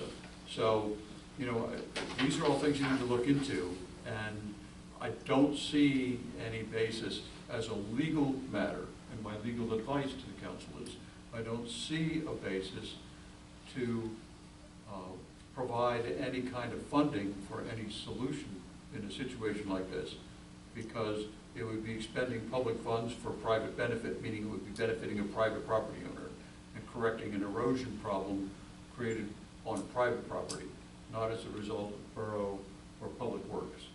So that's my caution to the council. And saying that, I remember being on the property, and it does slant down toward. It has to. That's just the direction the water. So that's where the water's gonna go, to the lowest point. I suggest we leave the item on the agenda until the seeding's completed in the spring, but that's the only action we really can take. Well, the interesting thing is, if you notice, you're talking about the water flowing down, but there's only erosion at certain spots. It's not all over the whole fence. It's only at those spots. Well, they're probably low points, and that's been disturbed when the fence was put in. No. First of all, before the pipe was cleaned up, we had water flowing over. I was there, I know. Right, over, okay, it was coming, in other words, it seeped through all that yard, all the way over to those pine trees. I didn't fuss about that, just wanted the pipe fixed so it wouldn't continue. But this erosion, like I said, is only in the spots where he built up the berm. If you build up a berm that's higher on this side, well then all that water washes down too. It's not the water I don't have water rushing down through my yard. The rain, the yard absorbs most of the water. It's not like I have rivers throwing down through my yard. But the erosion is at those spots. Like I said, I'm not asking you to fix my property. I will take care of my property. I just don't know how to recoup from Burkentine for all the problems he caused. Sure. And you didn't Go to do court. that. You didn't do that. It's not our responsibility. It was Is because it? you okayed the whole project, What right? was along the fence line before the fence was installed? Did you mention earlier there were pine trees along that fence line? at one What? time? I'm sorry, along the fence line, were there pine trees, did you mention, that were there previously? Yeah. They only And how- took half of them down. And how were they removed? Burkentine took them out. Okay, and so are the stumps still in the ground that they would be settling? Mm-mm. I don't know. You can't tell. I can't get even back there unless I go down through somebody else's yard and go back there or go in the parking lot and walk up. I haven't done that. Like I said, I just think if the dirt was filled up on the other side, filled in where it's washed out, it wouldn't keep washing away. I mean, like I said, I'm not asking for borough funds to fix my side of the yard. You do realize that if let's say somebody went in and filled all that area in where it's washed out, that's going to cause the water to back up onto your property again. I mean, if you build up a dam there, it's just gonna block the water. You're gonna swamp like you did Yeah, you're before. gonna have a swamp like you did before. I mean, the water has to go somewhere. The water's just not gonna, I mean, that's just the nature of water. It just, I understand, but I don't think you understand exactly what the man did. It's okay. It's okay. Like I said, I'll take care of my side of the property. I'm not asking for taxpayer money to fix my side. But because you have no more responsibility for what Burkentine did, I can't do anything about it either, apparently. Well, Because, like I said, I was told that the reason everybody knew that was wetlands a long time ago, but it was always a gradual slope. When he excavated, he dug way down, okay? Put in buku-doodles of drainage, backed up the dirt, but he didn't just make a cut down. When he did that, he actually raised the lip up, which I'm calling a berm. I don't know if that makes sense or not. But then that was also funneled the water from the pipe all the way across for a while until it got fixed. right. But then, like I said, I was told that because after the fact, so he wouldn't have responsibility for it, he declared, or had EPA, whoever, declare a certain amount of feet. There were signs that actually said, you may not trespass on this part of the property because it's wetlands. Aren't they still there?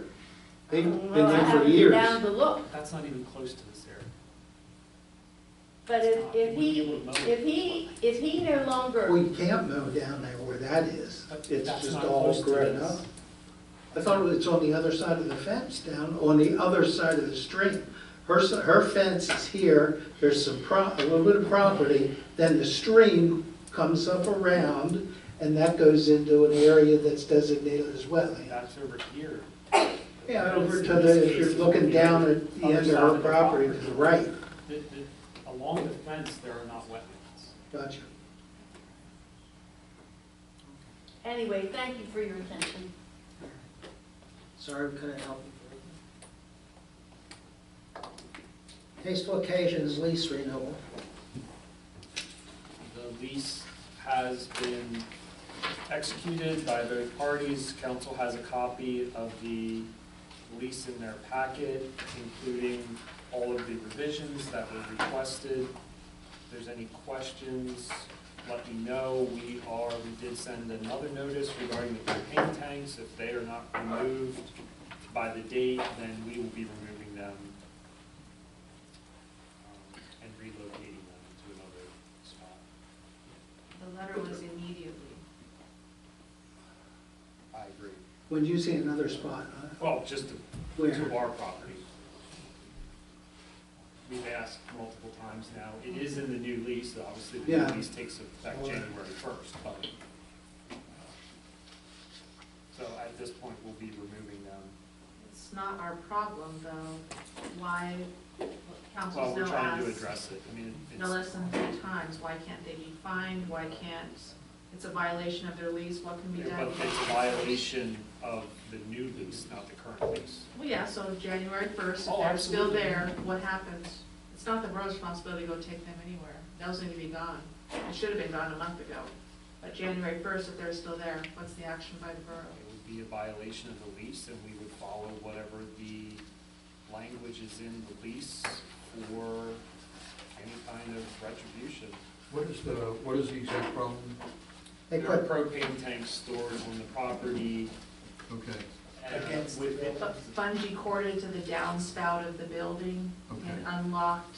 so if there's, is that a health and safety issue? We've asked Absolutely. Okay, so I would assume that there's an equitable relief, I haven't looked at the lease, but let me take a quick peek, but usually there's an equitable lease, an equitable provision that's in the breach. Just comply with applicable governmental building and commercial codes as they apply to the lessee. Yeah. So I'm assuming that there is a law that says you just can't. well, it's number 20 is violation of any term. B. Violation of any of the terms or conditions. of the lease. Yeah. Remedy by default. So right now, we can only, under the current lease, we can only ask. Starting January 1st, because that verbiage is in here. At this Right. point, there would be, Well, I think Council there is a very law. clear. I'm not It's just, about I'm asking legally. I'm asking legally. I wonder, could we even actually ask them in the first place? yes. It's our you can property. always ask. Commercial code. That's, Yeah, but it wasn't in the previous lease, No, right. specific. specifically not. But I think it's been asked multiple times. and I agree. They were gone, but they brought it back. Gone or moved around the corner? Completely gone. They were not there. And then they appeared again. Whether they moved them inside, who knows, but they were not outside on that wall. Not allowed to have them inside the building. I don't think that matters to them. Well, Very well that's could have a, been. that's a fire, I mean, that's definitely There's a bomb bungee corded to the downspout right now, There's 3 tanks in there right now. So it seems to me that one of the things that you could do is go to court and get injunctive relief and get a court order that it be removed. And if it's failed to be removed, that the borough can remove it at the cost of the tasteful occasion. So that might be an option for you, if you can't get them to remove it. January 1st, just in a couple January, weeks. yeah, it's in a couple weeks. This so. takes effect, so they're there, what happens? That's what I just said. But why, do we still go to court because it's in this lease that they're not allowed to be there on the property? Yeah, I'm saying that's one of the options you would have. You could then get a court order for them to remove it, and if they fail to do it, then you could get approval from the court to remove it at the cost of the tenant. You still have to follow the, We still have to The follow the legal enforcement process. mechanisms under the lease. Which would be what, district magistrate? If you want injunctive relief, you would have to go to the Court of Common Pleas. Now, you could terminate the lease.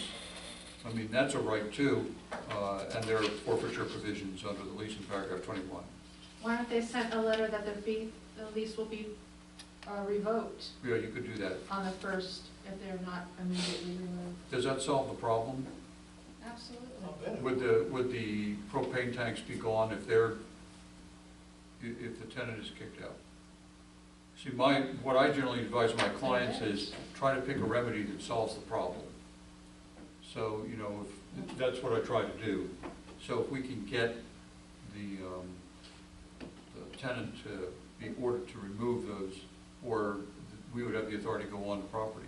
The problem would have been resolved if the tenant wouldn't be thumbing their nose at the borough and the council multiple times. No, I understand what you're saying, I get that, but then the question becomes, what do you do about it? And so you have several options under paragraph 21, and that's what I'm saying. You could terminate the lease, you know, you can go on the property, remove it yourself, and build tasteful occasions, so you do have options there. Why don't we wait till the- IPMC? why don't we just wait till the January meeting, and whenever, if they're there, then we take action, if they're not, we're done.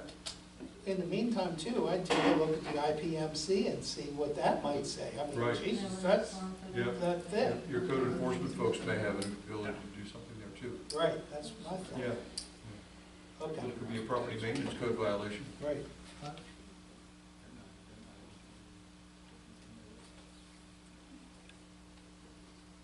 Andrew, it could be a property maintenance code violation, is that a possibility? Not if we remove them. No, but I mean. Well, no, I mean. It's a I see, huge and then we liability can give to them the borough. Quality of life and then. take They're them right to next to district the magistrate. dumpsters that the trash truck is backing up next to. It's a huge liability that's been allowed to go on Yeah. for months, if not more than a year, since they were asked the first time. So let's wait the 2 weeks for the lease to go into effect, and then action hasn't been taken, we'll take action.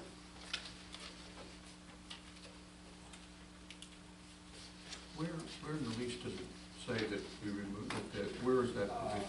It's Do you know? second, third page. I just want to see Page Yes. 3C. page 3. See, Oh, yeah. Cut and dry. Okay. And they installed them? They're not really. they're not installed, they're just They loose, imported yeah. a cage like from Costco that has these little boxes with not even locked front. They bungee corded that to the downspout of the community center. On wheels? On Is that on wheels. wheels? And so they're there? Any kid can walk it. Do you want to see here? No, I want to know whose propane tanks they are. They belong to the tasteful occasions. Tasteful occasion. To The lease. Okay, The lessee. okay, so it's their property, okay, yeah. It's not their property, it's at the community center. Right, but it's their propane tanks. are their property. Yeah, their Sorry, property. it's propane tank property. There are dumpsters right here where the trash truck backs up. Okay, yeah, all right. Any kid could walk up and open that. Yeah, sure, yeah, so, how hard is it to remove them? Not hard at all, Undo the bungee cord. yeah, pretty much. It'll roll down the street and it'll be gone. Are they using them? They use them in their catering business. Okay, they've signed this lease that says this language, so. Yeah. They understand, I mean, you know, you could highlight it, send it to them, and tell them that they have until January 1st to remove them. That's what we need to do.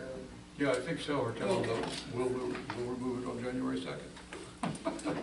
Yep. As I think about it, since you own the property, and since it's a lease provision, And they don't the only lease issue is that that part you'd of be the taking property. something, a piece of property belongs to them, that's the thing. That's why I was asking who owns those propane tanks. I don't know that you could just walk in and confiscate Blue Rhino. someone's property without a court order. Yeah. Does that make sense? Yeah. If I park a car on your grass and just leave it there, you have a legal right to have it removed. Yeah, but there's specific statute for that. Well, that's why I'm. Yeah, but there's not a See it, specific see statute if for this, there's so I Okay. think you would Go get ahead. a court order. All right, we know what we're doing on that one. Any other questions on the lease? Okay, legal analysis, Can we pull that off? yes. Sorry? Yes. Yes, yeah. Legal analysis of code of ordinances. No update, we're still waiting on those revisions from general code following council's review. God, what's taking them so long? It's only two things. Yeah, it was the snow emergency and then going through the code and putting back in manager / administrator, so they're just making sure they catch all those. I have my word processor will do that in 2 minutes. Apparently there's a lot, there's a little bit of a backlog through all their codification. You said remove tasteful occasions, but that won't be removed if those tanks are still there at our next meeting. That's correct.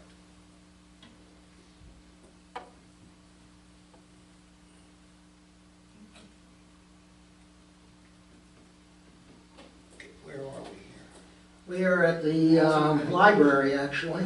Oh. Um, You're on. Again, Denny and Erica and I went to a library meeting. It's 14 November now. Mike was here, but probably gave up. Anyway, Shrewsbury Borough has been working towards, and Buck has been working towards coming to some kind of a resolution, gathering data on the library. So just briefly, Mr. Robert Lambert, who is the president of York County Library System, met with the 2 member libraries, which would be Paul Smith and Mason Dixon, and basically they told the libraries they had to become branch libraries or they would lose their funding, and they had 45 days to decide if they were going to do that or not. Many people, myself, Mike Sharkey, Buck, and some of the library people have asked for additional time to do reviews on what the funding would be. It amounts to about $80,000 per library that they get from state and county funding.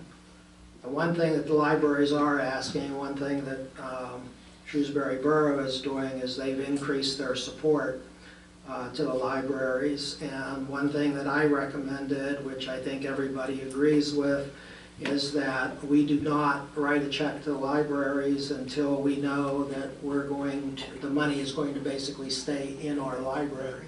You don't want the money going back to York County Library System and being taken away. So one of the things that was done was we contacted Christian Phillips Hill, and I've asked Denny and Erica if they would like to join me at a meeting which they are setting up, and I've also asked them to invite Shrewsbury Borough.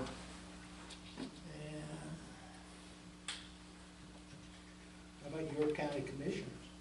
We've gone to... You and I spoke to Doug, I've spoken to... Right, we did. We spoke to him at a meeting, and he's working on some things too. But Senator Christian Phillips Hill has reached out, and she's setting up a meeting, and it's going to be, just so you could pencil it in, it's going to be the 18th between noon and 4, or the 19th between 10 and 4.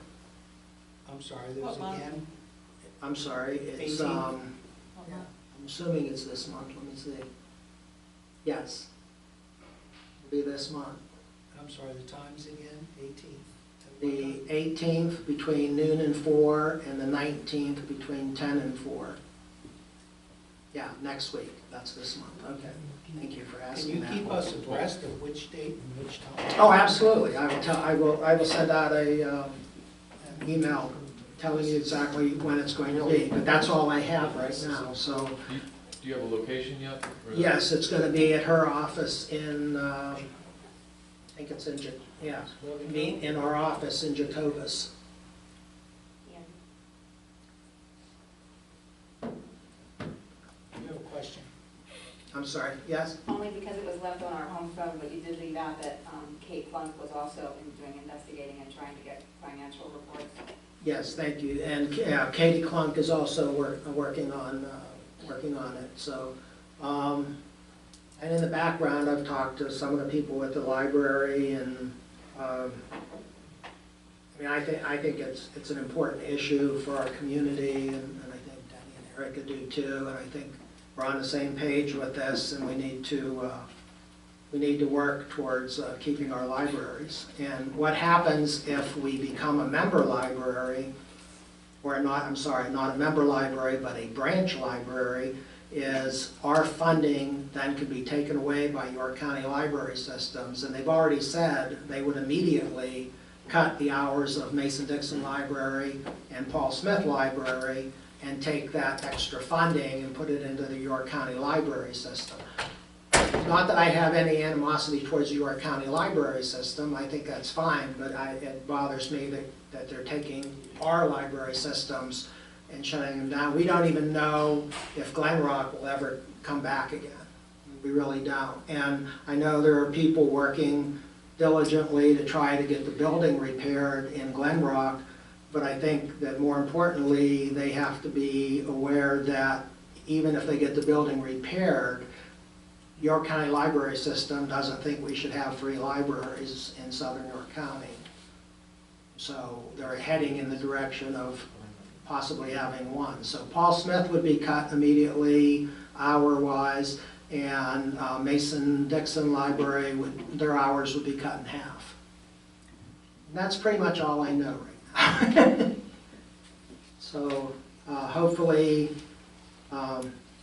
one problem which I probably should mention is that the state and county money has to flow through the York County Library System. So Christian Phillips Hill was talking about possibly doing a line item funding where we would be funded, Paul Smith and Mason-Dixon would be funded separately, but they can't do that. It has to flow through York County Library. It's the way the law is written. So we need to work with York County Library to try to keep our libraries alive. And they've not been forthcoming with any financials?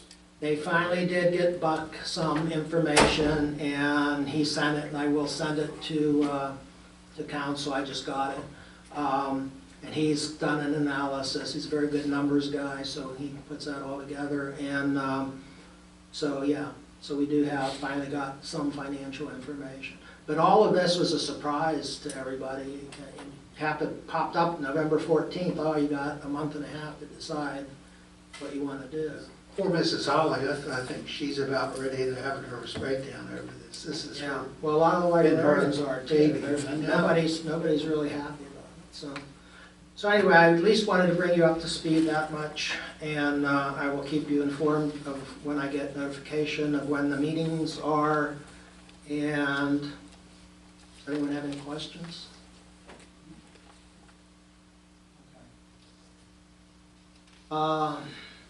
Consider approval of a resolution adopting the York County Hazard Mitigation Plan. You have a resolution in your packet.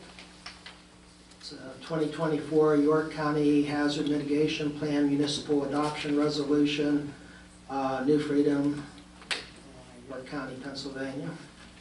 Do we have a copy of that here? It's in the, oh, you mean the whole plan? Yeah, the whole plan. You have to go online and. It's 422 pages. That's all right, we'll Think something like I that. save the I paper. did I have a copy of it. in the Yeah, email what you last said. month, I did send a link to the digital. If you want a copy, let me know, I can print. No, 400 pages. And it's mostly War and appendices. pieces. That giant guy right there. Careful, you gotta bend at the knees with that one. Holy cow. That's a This doesn't need advertised, right? That's a resolution. Right, so we can Your County Planning Commission. take a motion on it? Yes. Okay. So I would entertain a motion to accept. I'll make that motion. second. Is there any further discussion? All in favor? Hold on. Oh, sorry. Hold on. I didn't look into it as deep as I would like to have, but the thing that, you never see any cost of what it costs. And this is the first time I've heard about it, yet it has to be renewed every 5 years, and they have a meeting, all this. And to me, this whole thing could have been narrowed down to about that's it. Yeah. To me, it's just a paper chase, because, well, I know you have to have it because you get money for grants and emergency services, but all this doesn't do anything for the services. You know, I mean, they know where the areas are where they have problems, but there's like no boots on the ground or ready for boots on the ground. And that's the only complaint I have about it. I never did find out how much it cost. I didn't get that. Is there a way to give like very brief pros and cons to either approving or not approving? Well, if you don't approve it, you have to make your own. And there's 47 counties that have to approve this, Will we and get they're, 20-page one? I'm kidding. All right. No, yeah, well, you have, last time, all 72 municipalities in Yeah, York County that's what it said. approved. this, Before, and- yeah, before it was like 4 who didn't. yeah. And they must have either had their own, They learned I the mean, hard like a way. big, like York City could have had their own. Yeah. But then I guess they realized that, they had to get with the program because it was costing them too much money. Okay. That's what I wanted to hear. All in favor? I vote aye. Opposed? No, My vote is aye. Motion carried. Thank you, Dan. I appreciate what you said there. Okay. New business. Consider authorizing advertisement of the 2025 meeting schedule. Make a Right. motion to advertise for the 2025 meeting schedule for New Freedom Borough. Second. Discussion? this is an awful lot of change. This is 25% of our meetings. And some of them, I really can't see where they would need to be changed. I agree, You the know, only one. our commission meetings should be the most important meeting of the community. If we have to move a zoning hearing meeting, which very seldom happens, I would rather see us do that. I know there are some times, there are holiday weeks, but there's still a week after those holidays to get things just put together and out to us, and maybe we don't get the packet till Saturday if it's a slow month, and, or we have to, go and do another meeting during the month, a short meeting along with it. I'm just, especially this Tuesday deal, Yeah, I've got meetings Tuesdays. yeah, I've got meetings Tuesdays also. Personal. I think the only one in here, which would be understandable, would be October of 25, which the 13th is Columbus Day, move that down to the 20th. But outside of that one, Agreed. our borough council meeting should remain the second Monday of the month.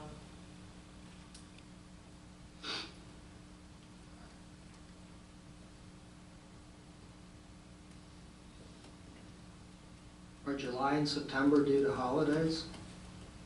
Well, it's a week and a half after the holiday. Look at your calendar.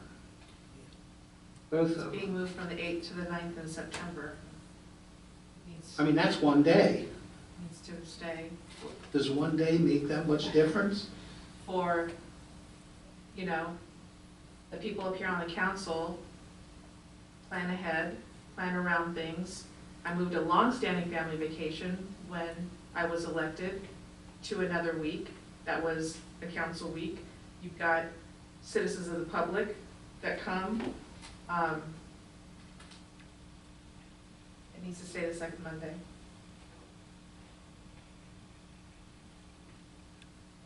And also, so you know, Andrew, to pencil it in for the carnival, the commission, the police commission will meet in this room on the first Wednesday. They will no longer go to Shrewsbury. So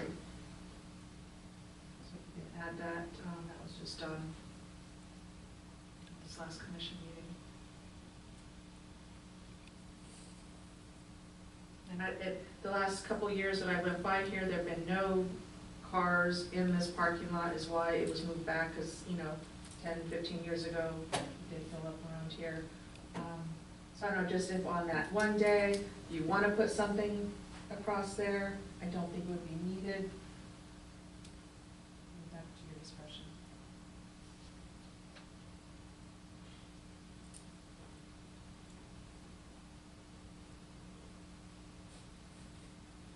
Okay, so all the meetings will be the second Monday of each month, is what I'm hearing, Except for October, which is except for Columbus Day. October, which is Columbus Day. Understandable, move it down to the following Monday.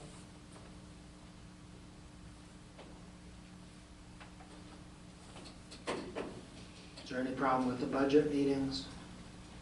No. Hey, I think they worked well this year.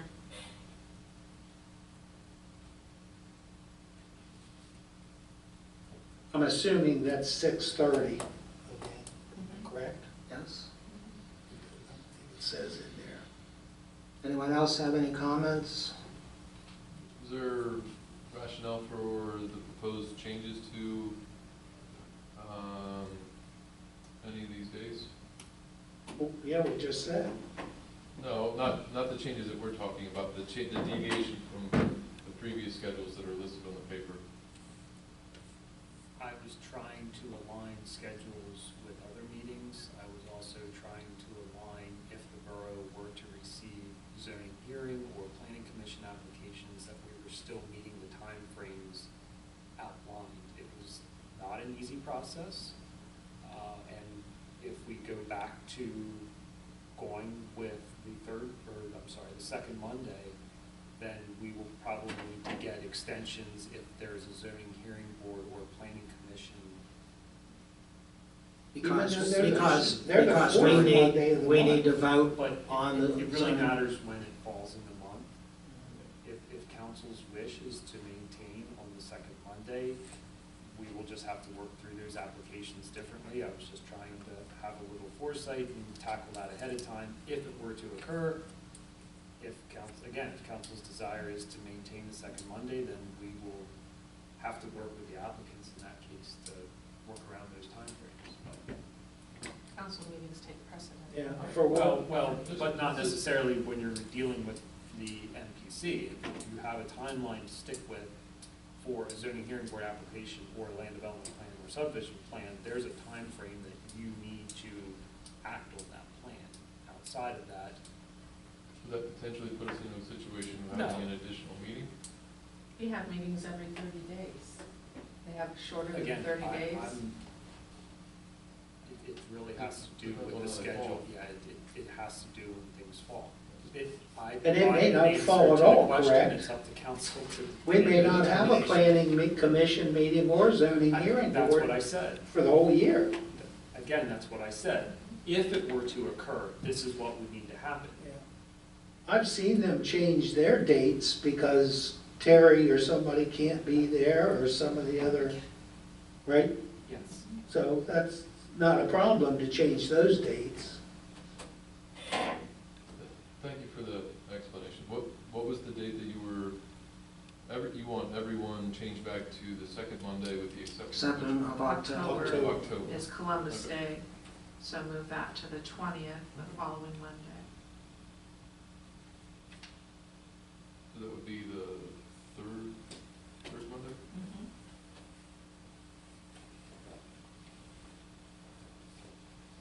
Who made the motion? I believe that was me, that's why I'm making the note. So that's really the only change then, or the two changes. Back to the second Monday, and October would be the third Monday because of Wednesday. Correct. Correct? Yes. And then the budget meetings will be October 6th and November 3rd. As written there. And all of the meetings will be the second Yeah, Monday. but October 6th and 3rd are already on there, so you don't need to amend that portion. And the planning commission and zoning hearing board may have to be changed in Yeah. order to align, or? Probably. That's a no. It's easier just to get the consent of the applicant. They usually consent because they want the approvals. All right, I'll amend my motion to move meetings to the second Monday with the exception of October being on the third Monday and budget meetings being at 6:30, which I think it says that meetings are already at 6:30. Okay. Okay. Any other discussion? All in favor? All right. Aye. Opposed? The vote is aye. Okay, approval of resolution saying the real estate tax rates, and none of these are a change, but it would be 2.3 mils for general, 2.28, oh, I'm sorry, what I missed. Oh, that's why I did that the last time. Well, it's easy. I cross it with one off, and then, anyway, consider approval of the low bid from Bears Repair for the 2025-2027 mowing seasons in the average weekly amount of $12.50. Take it. And you have the bids. I think we accept Bears Repairs bid. Second.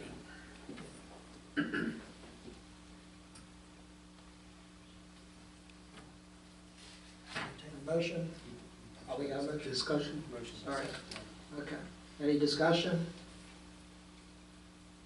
All in favor?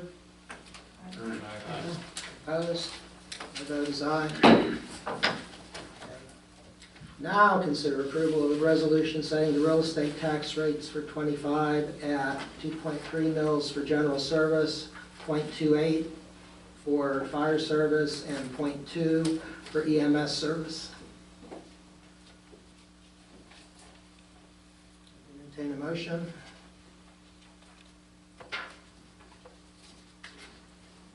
I'll make that motion. I have a motion. I'll second. And a second. Is there any discussion? There was no change for fire and EMS, right? No change. All in favor? Aye. Aye. Opposed?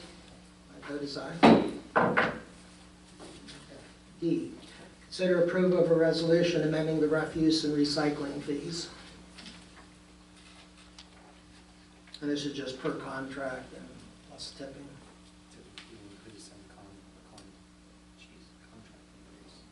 Can we make sure that people know why we're doing this? They're gonna, they'll be dumping garbage on our yards. We've done the article in the newsletter as well as. Okay, that's great. I know you hate to do it, but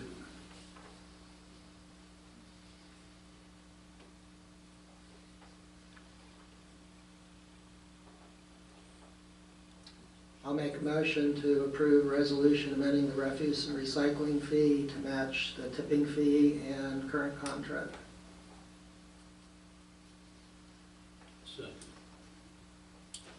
Discussion? All in favor? Aye. Opposed? My vote is aye. Consider approval of a resolution updating miscellaneous fee schedule. can you give us a quick breakdown of what, before we make a motion of what has or has changed? There's only a few changes. I That's did what I note thought. those in my email. The first would be to the miscellaneous, which is municipal street sweeping services, which is what we discussed during the budget session. That was changed to $110 per hour. all other fees remain the same, except when you get to the community center rental, which is attachment E. We did add in add-ons for stage usage at $100 and sound system usage at $5. Those are to supplement the usage of the stage and the sound system so that we're creating somewhat of a reserve to repair both of them based on the usage. And that will be, that's proposed to be charged across the board to all users. We have a need to constantly make repairs, constantly purchase additional pieces for the stage, and make sure that it's upkeep. We have staff coming in, taking time to set up and tear down, and that should not be an expense that we're absorbing. That should be an expense paid for by the renter. Great. So those were the three changes. Everything else is remaining the same for proposed to be effective January 1st, 2025. And I know pickleball knows that's a no-no, they don't touch it. I wish other ones knew that, or actually listened. Who else? Are there other, what, the people that rent them, or? Variety. Right, okay. Discussion for another I day. believe I brought it up last year that under attachment F, they just seem so very low. Yeah, they were no changes. $25 to rent a building for the day? $20? Outside the carnival, how many people Maybe, I think when we looked at. Car shows. Yeah, when we looked at the revenue as part of the Marge Goodfellow Park feasibility study, I think it amounted to $300 a year. I think the security deposit under attachment E for the daily rates, even the hourly rates, the daily rate, the security deposit, there should be some type of like $175 non-refundable, and then, you know, $100 of it refundable if it's clean. There just seems to be continuous problems with the cleaning of that community center.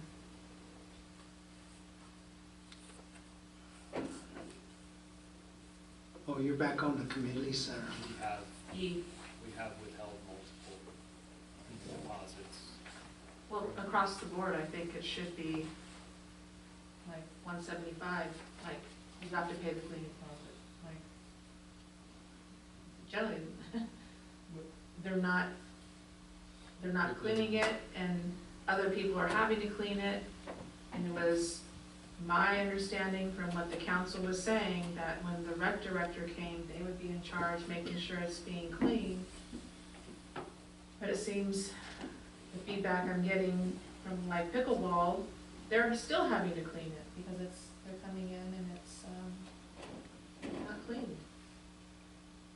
Anytime that's happened, we've withheld the cleaning deposit during those occurrences. They don't hesitate to let him know if they come in on a Monday morning after a couple of parties Saturday and Sunday that. And I heard over the last, I think it happened the last 30 days, some sports organization used it, and the cleaning lady was there dripping in sweat, they left it a mess, bags of trash. They shouldn't be allowed to use that. They should not be allowed to rent that again. They were, again, that occurrence specifically, they lost their security deposit. That has been an organization, I don't. And maybe if you don't keep part of it, maybe then the security deposit isn't big enough. 275 isn't enough. That's up to council, that's a That's what I'm discussion saying. between the council members. I don't think it's enough. If Well, you then they still can make a continuously motion to have increase it. promotion. Oh God, then we got to back and start all over again. Well, maybe not. It's just a problem. It's a problem that doesn't get resolved.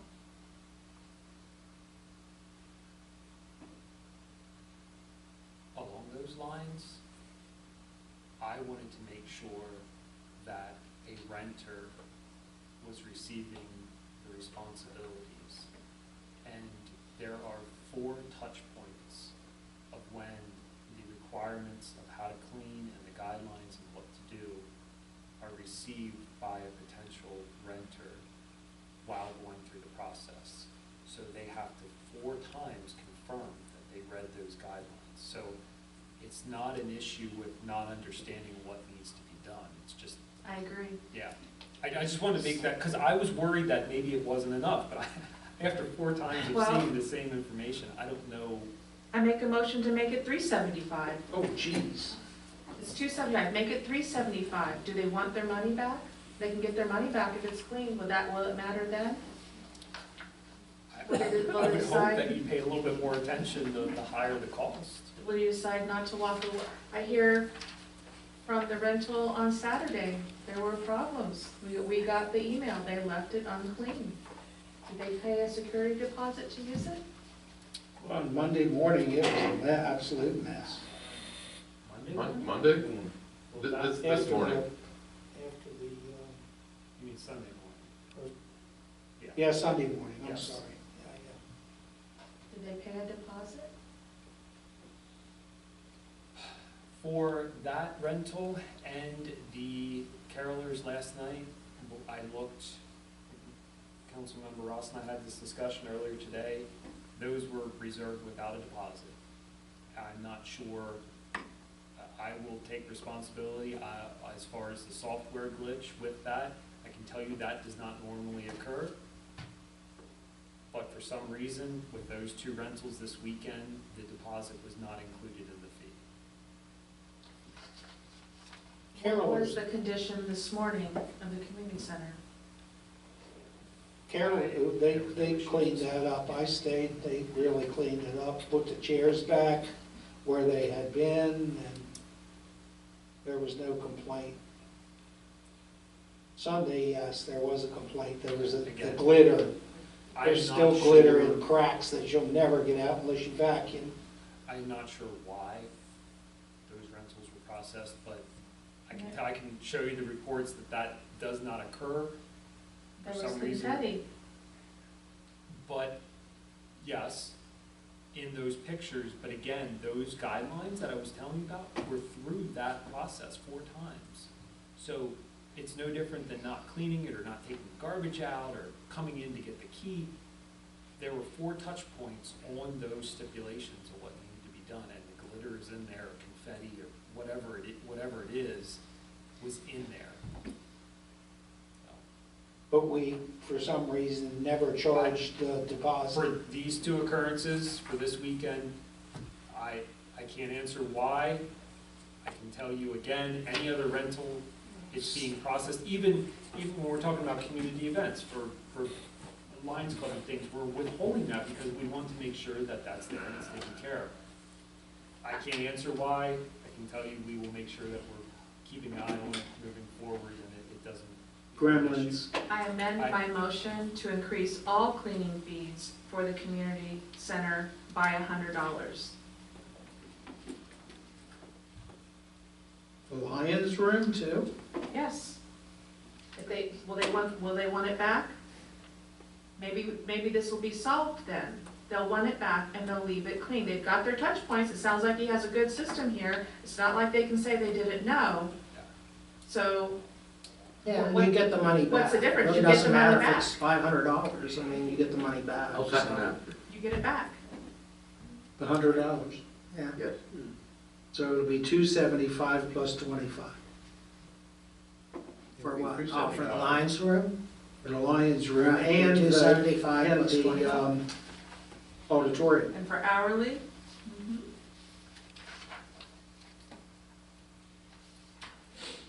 And I have something to bring up, I don't know if this is the time to do it, about the policy for nonprofits using the community center. Well, let's get through to the, Oh, it's actually, we Okay. can talk about now, because Yep. there it is.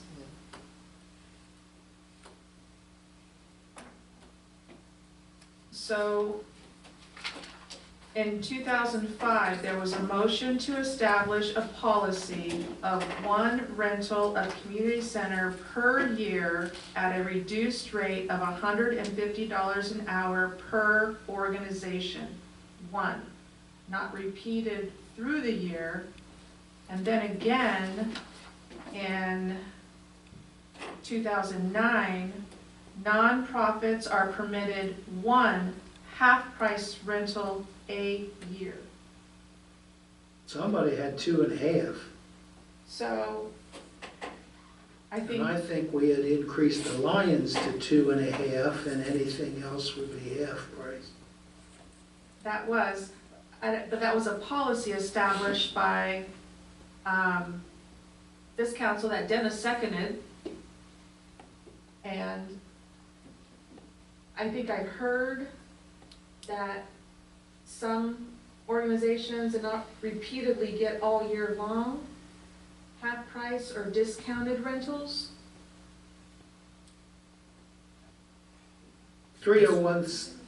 301c3s get half. Say that again? 501c3, 501c3s get half price rentals, And all the that is- time. That has been in this resolution, Right. so that would have. But I was under the impression that, like, the Lions got 2.5. Well, I think the problem with the Lions, and not a problem per se, but, I mean, yeah, they get a rental, like when they're having a Christmas bazaar. That counts. When they're having a blood drive, they're not making any money.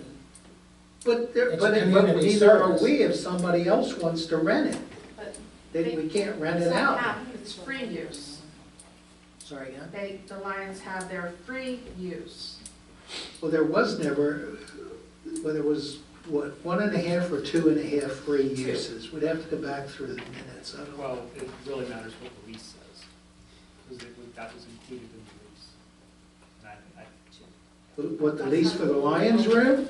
The Lions don't have a lease. No, for inside the community center, they can do the community center 2 free, Okay, because the Lionesses gave them their 1. you're right. But I'm just saying,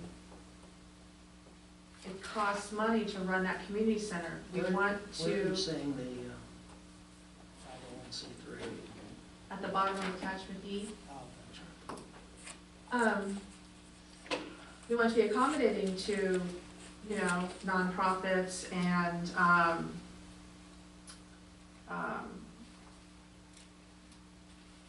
organizations. But not being taken advantage of. But, well, I'm not even meaning to take advantage Well, I of. am. Just give them 1 per the policy that was set by the council, not open-ended, unlimited.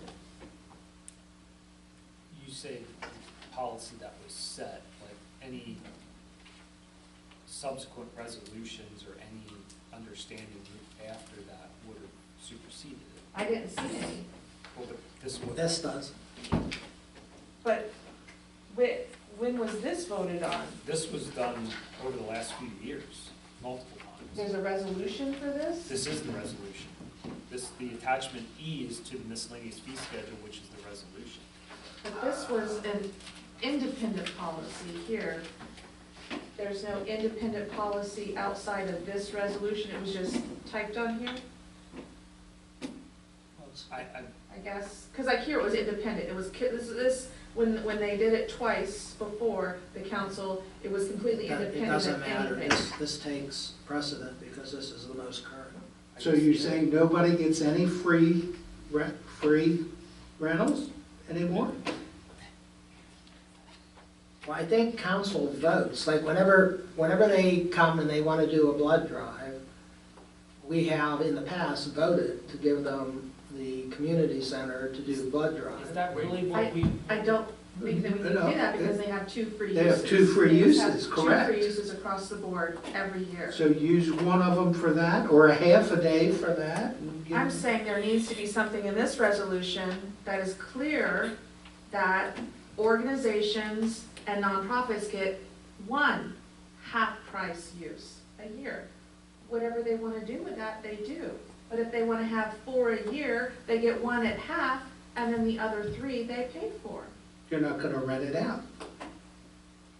Just like you said, who knows if somebody else wasn't gonna rent it out? Well, yeah, but I mean, like, the senior center wants to have 2 bingos, you know, they get nothing, they have to pay the full price for a Sunday.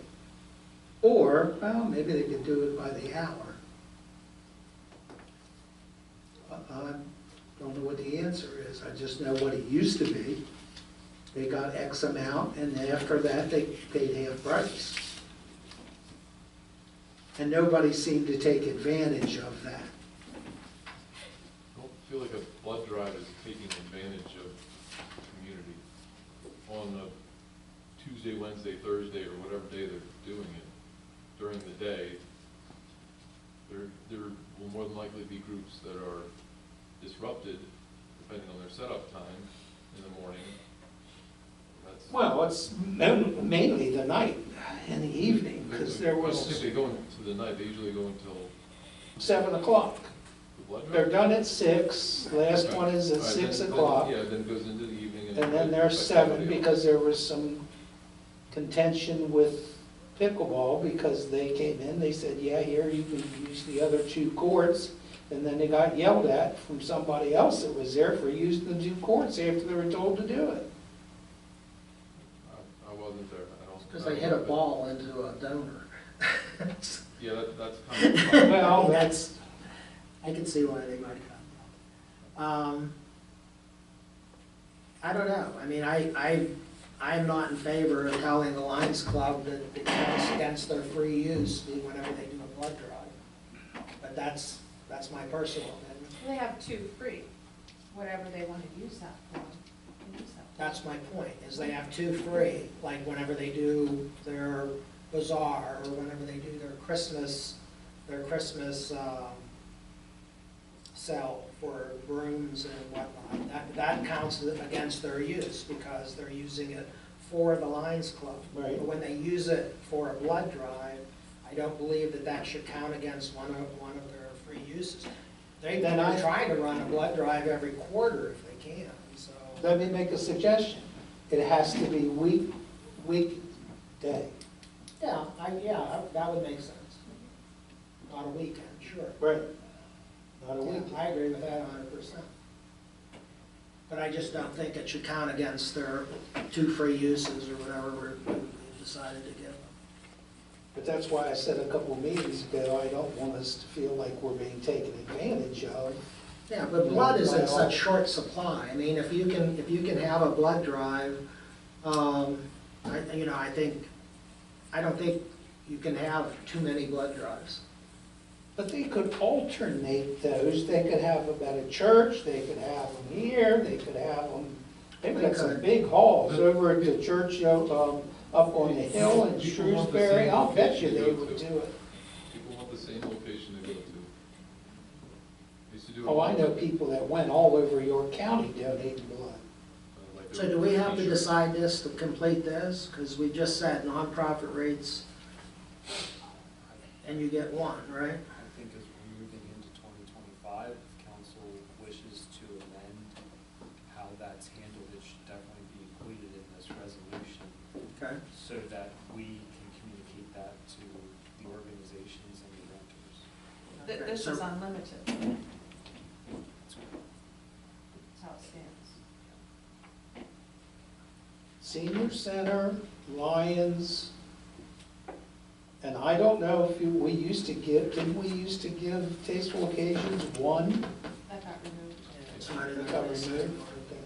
So the Lions and the Senior Center, what do you think? Let's get I each would get say, 2? I would say that the nonprofit rate equal to half the regular rate of the selected rental, and I think that, having it 1 or 2 times for nonprofit, that makes sense. Let's And say what? organizations, what the previous council just said organizations in 2009 said nonprofits, but they were giving half. So this is specific to just nonprofit here, But correct? we wouldn't be giving a reduced rate to something that was not a nonprofit, right?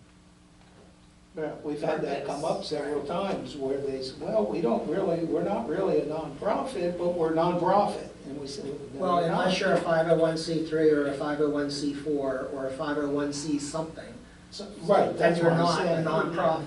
No, So I if agree. you're anything other than that, or you don't have a tax designation, then you're not a nonprofit. Andrew, do we have an approximate number of situations like this that have been used, just say 1 calendar year?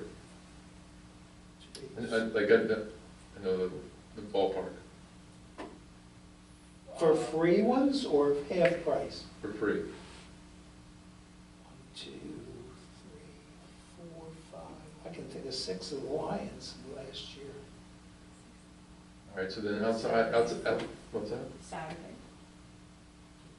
Okay, so then that's like, Sunday? so that's like 7? On Sunday? No, I'm the thinking senior of one center did. organization, not, Carolers were free? The senior center rented the community center for the carolers, correct? Yeah, that's part of that. oh, that was the senior center? I wish, Yeah, and it was They should have some advertised as the signs seniors, it was on Savvy Citizen as the senior center hosting or whatever, I forget the verbiage. Then what if each council member and the mayor had 1 or 2 uses to give out to the community? Where the community member. No, Hold on. Where that organization would invite you to a meeting to say, this is what we would like to do, as a way of being engaged in a community group. as a way of That's getting just an idea. involved. It's a good thought, but I just I'm don't want to just- see us get in, you know. All right, I'm throwing it out Because there. then, you know, what's going to happen is I'm going to come to you and say, well, I only had 1, but can I have 2? Each Yeah, council I just member think- would have Yeah. 1 or 2 or whatever. I'm throwing it out there as an idea. Yeah. Do the Boy Scouts pay to use the Scout building? That is a land lease. That is not that is a ground lease. Okay, just like the VFW. Yeah, that is, It's gonna be the ground. borough has Okay, no authority over that building. okay, so if they want to use Well, it, they have to go to technically, the it's Boys. New Freedom Youth Center Incorporated. I just wonder what that was. That showed up on my donation thing at work.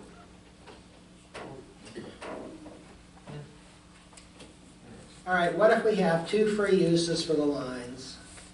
2 for senior center. Two for the senior center, is that Yeah. what we doing? Okay, 2 for the senior center. Anything else? But what is the lease then? The senior center has a lease that includes, and I know it comes up, I believe that expires in June of next year, and we're starting with a meeting in January to meet the senior center just to kind of go through a draft, to bring back to council and work through that process, so hopefully we have it done by June. But the current lease has a number of rentals in it, and I apologize, I can't remember offhand what that is, but you can't override that lease by making a decision. I think this is more if we give them 2. I don't think they had more than 2. And then incorporate that into the new lease in June. State it now.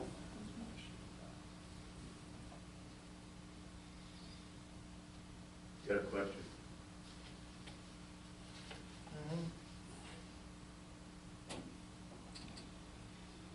Oh, go ahead. I kind of agree with Brian. Is this the hill that the Fruiting Borough Council wants to die on, that we're not going to have blood drives because we won't give them the community center? Or we won't feed 400 people on Saturday night? I don't think we're saying that. As Andy said, council can always agree that this is a great community event and we're not charging them anything. But you said that the Lions got 4 or 6 times because they had the blood drives plus their craft bazaar plus something else. Well, where I was headed with this is the Lions would get 2 free uses, the senior center would get 2 free uses, and blood drives would be approved by council. Or you could even say blood drives don't count against the Lions' 2 free uses. That's what I would do. I mean, if I I agree. need blood, I'm hoping that my community would I agree. take care of it. So that's the direction I was headed with this. And I don't think anyone else, I don't think we have to do anything. I think it falls under the nonprofit rates are equal to half of the selected rental. And if we want to limit that to no more than 2 per nonprofit, that's fine too. And you did have people come in and ask for free use, and they were not. Right, we denied it because it was, wasn't really a nonprofit. Right. That was the Dakota. I cornhole forget thing. what- You Yeah, need to take any yeah. action on the Lions because it's already standing, 2 free uses. You don't need to put it again to get 2, they already get that. It's something that's current.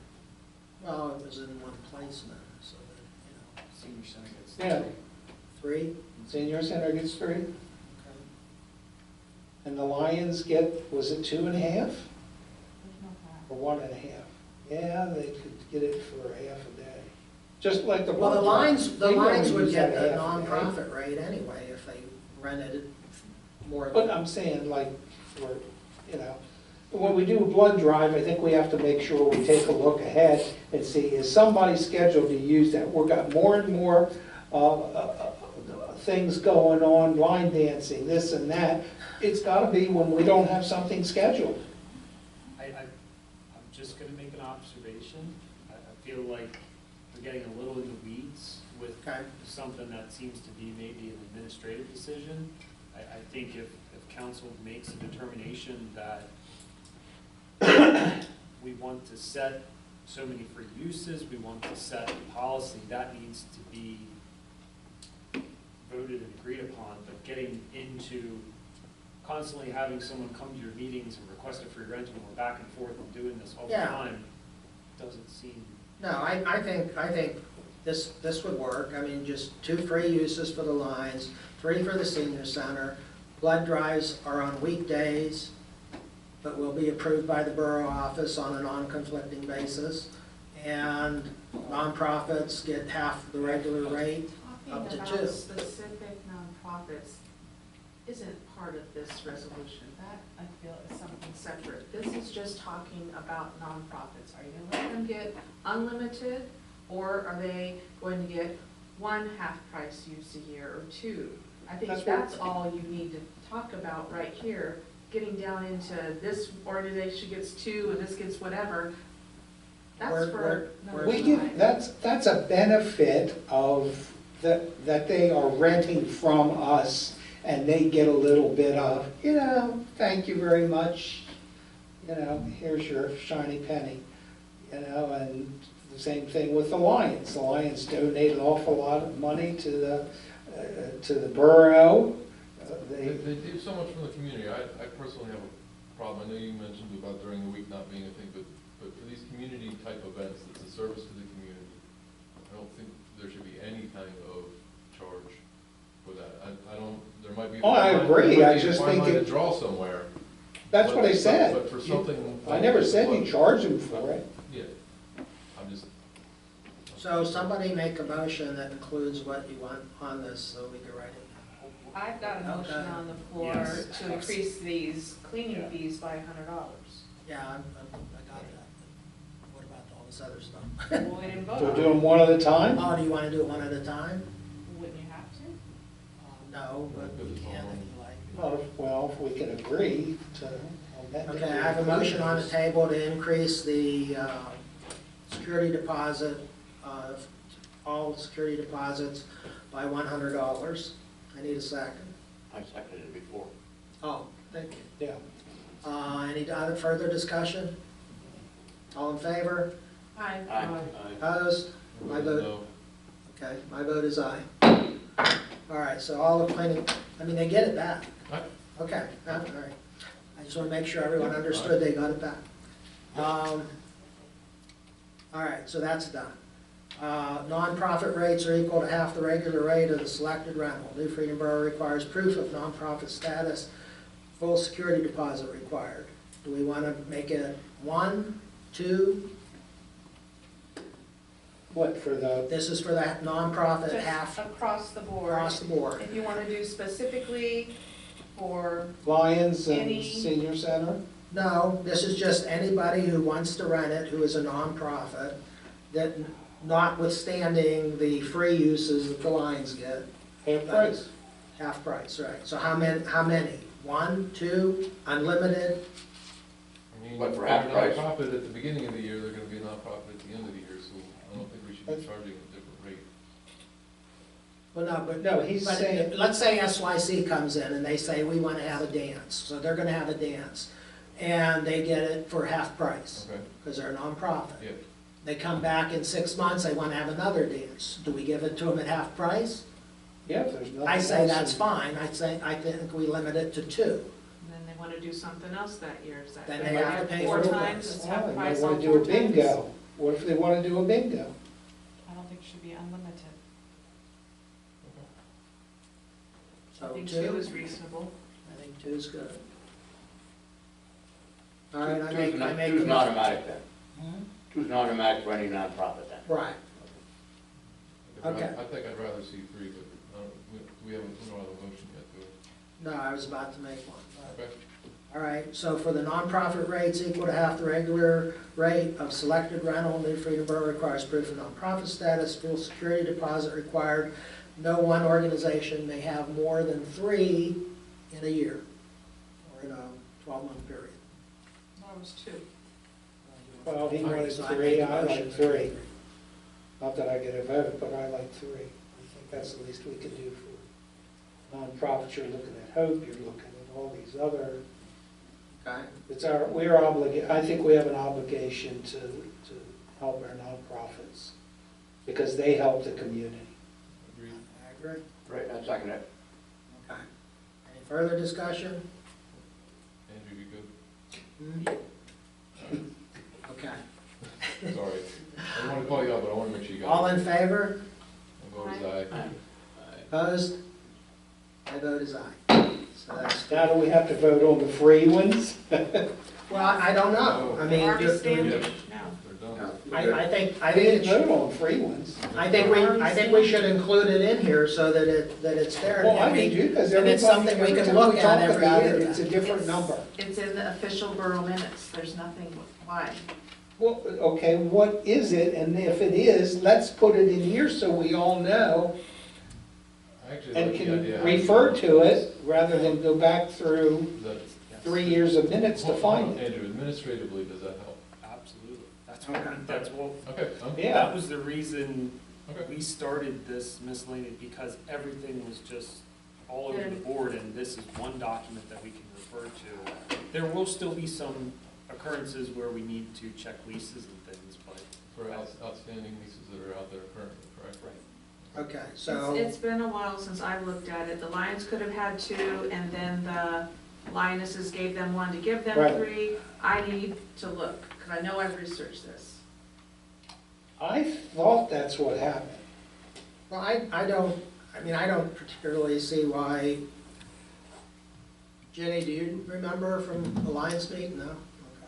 I'm not a lion. I know. I am, I just don't recall. I want to be a lion. I don't think there's anything wrong with just now saying it would be 2 free uses. Well, let's look at it this way.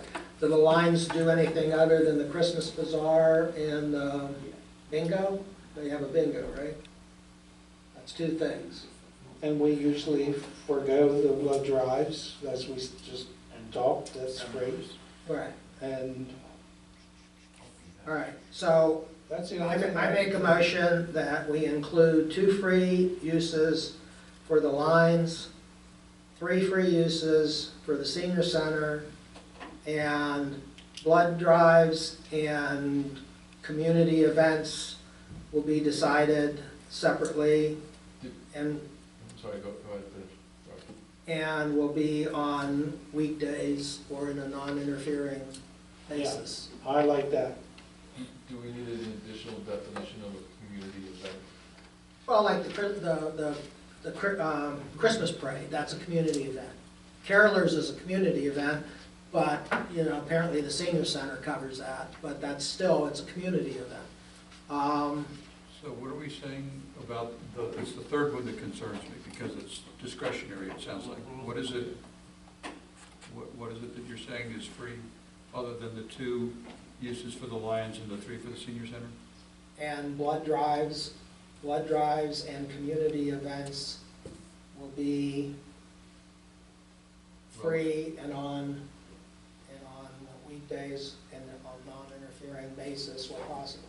Okay, so we should put blood drives. Do you want to Held put on a weekday. per council approval? No, I think it should be just approved by the office. So we should It say. has to be a blood drive. I mean, it can't Okay. be a cordial All tournament. right, if you're just limiting it to blood drive. Yeah, Or community and events. community So- events. So like we should, carolers well, or- let's That's take care of that what I'm later, saying. but What defines a let's community handle event? one thing at a time. Okay. So we want to do the 2 free uses for the Lions, 3 free uses for the senior center, and blood drives held on a weekday that is not a holiday. Yes, Well, yes, that's perfect, yeah. Okay. or we that don't- so July interferes, 4th or is that on a Wednesday. interferes with other activities. Well, That could be anything. yeah. Yeah, Well, yeah, good. I This mean, is- I we're made the trying to statement get a that- rec department going that has, what if they have line dancing on Wednesday night and Well, they there's want to do a blood conflict if drive we don't rent on? to 'em. That's what I'm saying. yeah, I think if, if the Lions Club comes in and says they want to have a blood drive on Wednesday, September, whatever, you have the flexibility for, and they say, well, we have Thursday, or we have whatever, but we don't have that Wednesday. Yeah. And then That's they just- can I just want to make sure that Yeah. we're But my clear. concern is community events, Okay. because that's, I mean, everything. community events. I thought had decided that was going to be a half price. No, those No. are nonprofit. Most of them are. But, I I- mean, I think wouldn't that, mind like you said, is doing that. discretionary per council approval. You know, We've always done it that way. This is an administrative nightmare. Yeah. I don't Why, know they've always come I- here, I- have you had a problem before when they come here and say, we want to do this, would you Hold please? on, please. I made the statement that you were getting too much in the weeds Okay. on an administrative function. There's legislative, there's administration. So what do you want left out? Well, you're talking about defining community events, you're defining, defining a blood drive. It's either all or nothing here. But let's keep this simple for the office staff to administer. Okay, so we have the 2 free lines and the 3 senior center. Is that okay? I'm not sure you're not taking one away from. I think you are, because of the Lions is find it, giving right? their one. May I ask why you would give one more to the senior than you would give to the Lions? I think it was just determined that way because of the rental situation. The lease with the senior center says 3. I don't think there's any need to change that at this time. Well, why don't you want to just leave this out in entirety? I don't mind leaving it out, but if there's concern from the council about what defines a community event, we need to go one way or the other. Either you're going to let the administration handle what we're looking at as benefiting the community, or we're back to, no matter what, we're charging half the rate for a nonprofit up to 3 times a year. That includes all organizations. Right. If you want organizations coming to the council meeting once a month, if not more, and requesting that, and that's something you're voting on all the time, then make How that many times has determination. it happened in the last year? But if it gets out That that you can they're think. free, you're gonna have every Oh my organization in the goodness, world it's, coming. but you're gonna end up, I mean, what did we count? Well, We- what we're do already you, up what to- do you want do you want anything in here addressing this at all? Or just let it Well, out? there was concern from council, so again, if it needs to be in there, yes. Give the office staff direction on how we're to process these community events. If you want us to make the determination, let's stick with that and move forward. If not, then we're charging half the rate, up to 3 times, and after that, it's the full rate. you're going to get Unless sued there's- anytime you give anybody discretion. And I think the So council. I'm concerned about the use of the word community events. I wouldn't do that. I would say, if you're gonna give something, give specific definitions. So the 3 free uses for the Lions, 3 free uses for the senior center, blood drives held on a weekday that's not a holiday, all free. Everything else, half price if it's a nonprofit, regular price if it's a profit, done. Ta-da. I'm okay with that. Put it in writing. Well, Well, we already have that you can have up to 3 if you're a nonprofit at half price. After that, it's full price. So the only section that needs, I will make a motion that the lines get 3 free uses, the senior center gets 3 free uses, and blood drives will be done on weekdays That are not holidays. that are not holidays at the office's determination. No, it's either free or not free. Well, but I mean, you're Anytime gonna you have need to work it discretion, you're out. gonna get Andy's. No, he means, No, I just mean- day-wise. He's just doing the scheduling. Date-wise. Well, yeah, but that's true for scheduling anytime, Yeah. for all of them, whether Okay. it's the senior All right, center. or yeah, anybody. all right, I'll leave that out. So 3 free lines, 3 senior center, and blood drives on weekdays as scheduled by the office. There you go. Weekdays that are not holidays. Weekdays that are not holidays as scheduled Because by every the Labor office. Day, Gotcha. every Memorial Day, Yep. that type of Would you thing. change that to just say Monday through Thursday? No. That's a weekday. Because Friday's a weekday. Well, not if, Oh, I see what you're saying. what do we charge? Do we charge Friday as a weekday? No. No, it's the higher rate. Friday's a weekend. Yeah, all right, so then, Monday through and Thursday. blood drives will be scheduled Monday Evenings, Monday through through, Thursday by the office. there you go. I'll second it. Thank you. I'll third it. Anyone have any other further discussion? All in favor? Aye. Opposed? My vote is aye. I can tell you, I'm gonna have to go back and watch the video. Several times. Fair.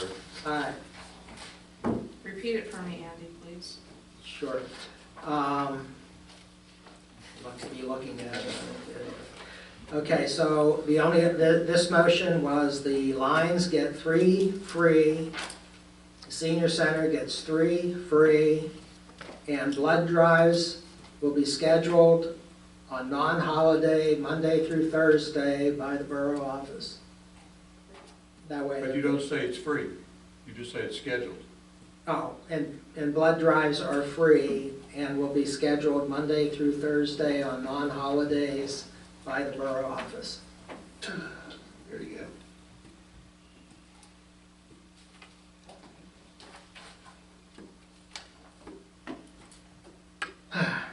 Okay, that's done. That was easy. Yeah. Not done. Well, Now you still have to approve the schedule itself. oh, I thought we already had. What schedule? This. The fee schedule. Yeah, the whole, Fee yeah. schedule. Okay, so I will make a motion to approve the updated miscellaneous fee schedule as amended. Make that motion. You can second it, I already made the motion. No, then I'll second. All right. All right, all in favor? Aye. Opposed? My vote is aye. Okay, consider approval of the 2025 Southern Regional Police Department budget. I'll make that motion.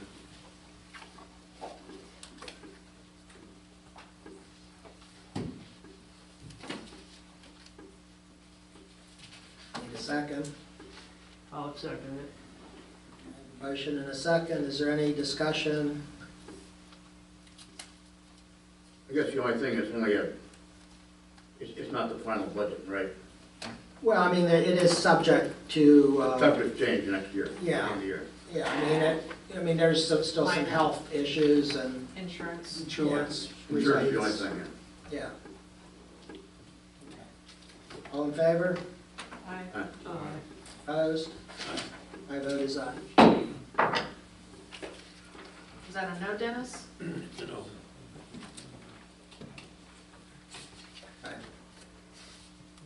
Consider approval of the 2025 Southern York County Regional Recreation Commission budget.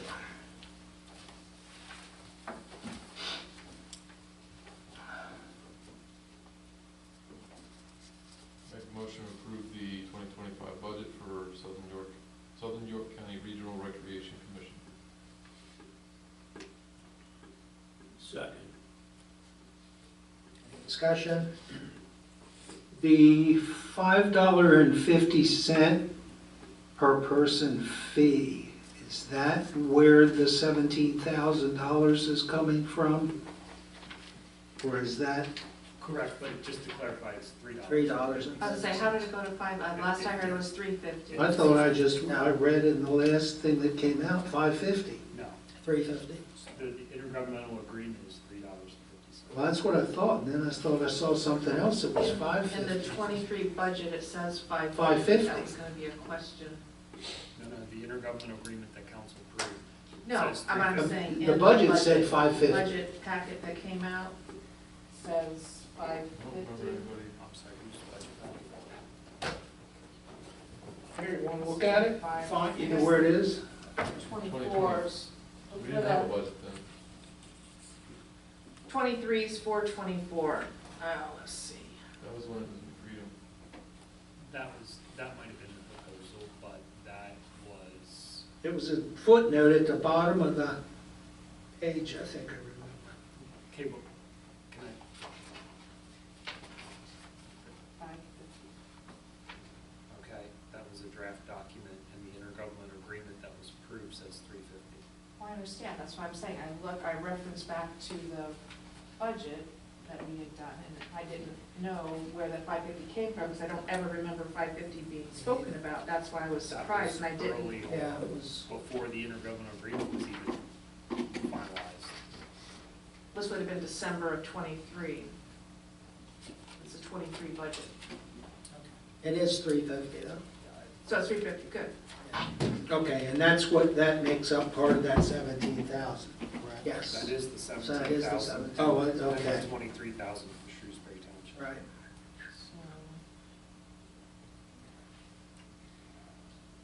And Do we have a motion? I think we did, Yes, I made the motion. it says programming, but there's nothing line itemed here for any of the programming, the events. Well, I think that's because it needs to be fluid, as we can't list every single event or activity in there, so. How do you know you're even gonna get 25,000 for revenue then? Where the Don't, number it's a, comes it's a, from? it's a budget goal. Yeah. That's what the Well, goal I is. think pickleball, you know, and right there's $9,000 unless they drop out during the summer. A year. Well, pickleball was 7,000 Or in 6 7,000. months. All programs was 9,000 in 6 months.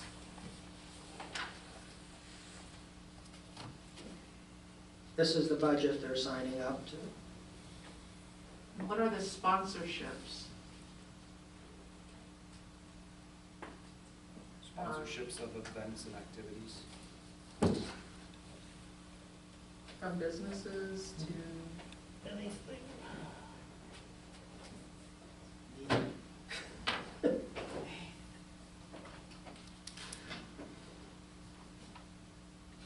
Under programming, there's registration, participation fees, and then there's another 2,500 under special events. What makes that different than programming? Programming would be activities, any registrations or anything that's happening at a special event would be a separate revenue line item. What would be considered a special event? Like a program. Concert in the park? Yeah. It's Hike- not regular hiking. event programming? Hiking thing, that was a special event, it wasn't a program. There's, this isn't, I think this is, yeah, this one is free, but there's other programs. That was at the end of the packet. There's the second to last one, there's a trip to Italy that is now planned. There's other items that are being generated. How is that being funded, the trip to Italy? You Well, can let's pay wait, for it. why don't we wait until we get the grant report?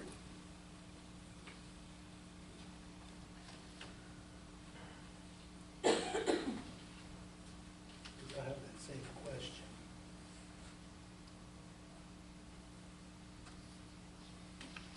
other questions on this? All in favor? It's a balance. All in favor? Aye. Opposed? No, My vote is aye. Okay, consider approval of the 2025 budget.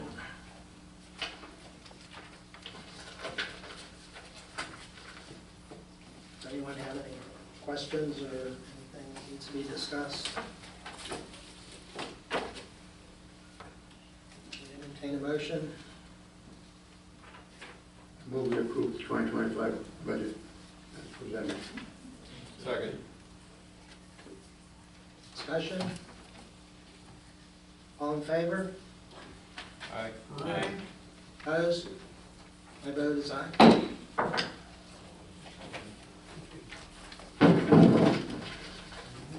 Okay. Mr. Solicitor? I don't have any report for the council tonight. Okay. Manager's report? Everybody has a copy of the November 2024 manager's report as well as the grant update for the month. Just one item at the top of the manager's report to highlight, which is also reflected in the grant applications. The borough did receive notification from Pennsylvania Department of Environmental Protection under the Section 902 recycling grant.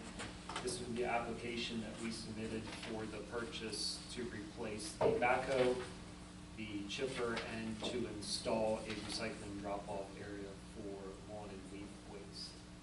So this was a total project cost of $153,000.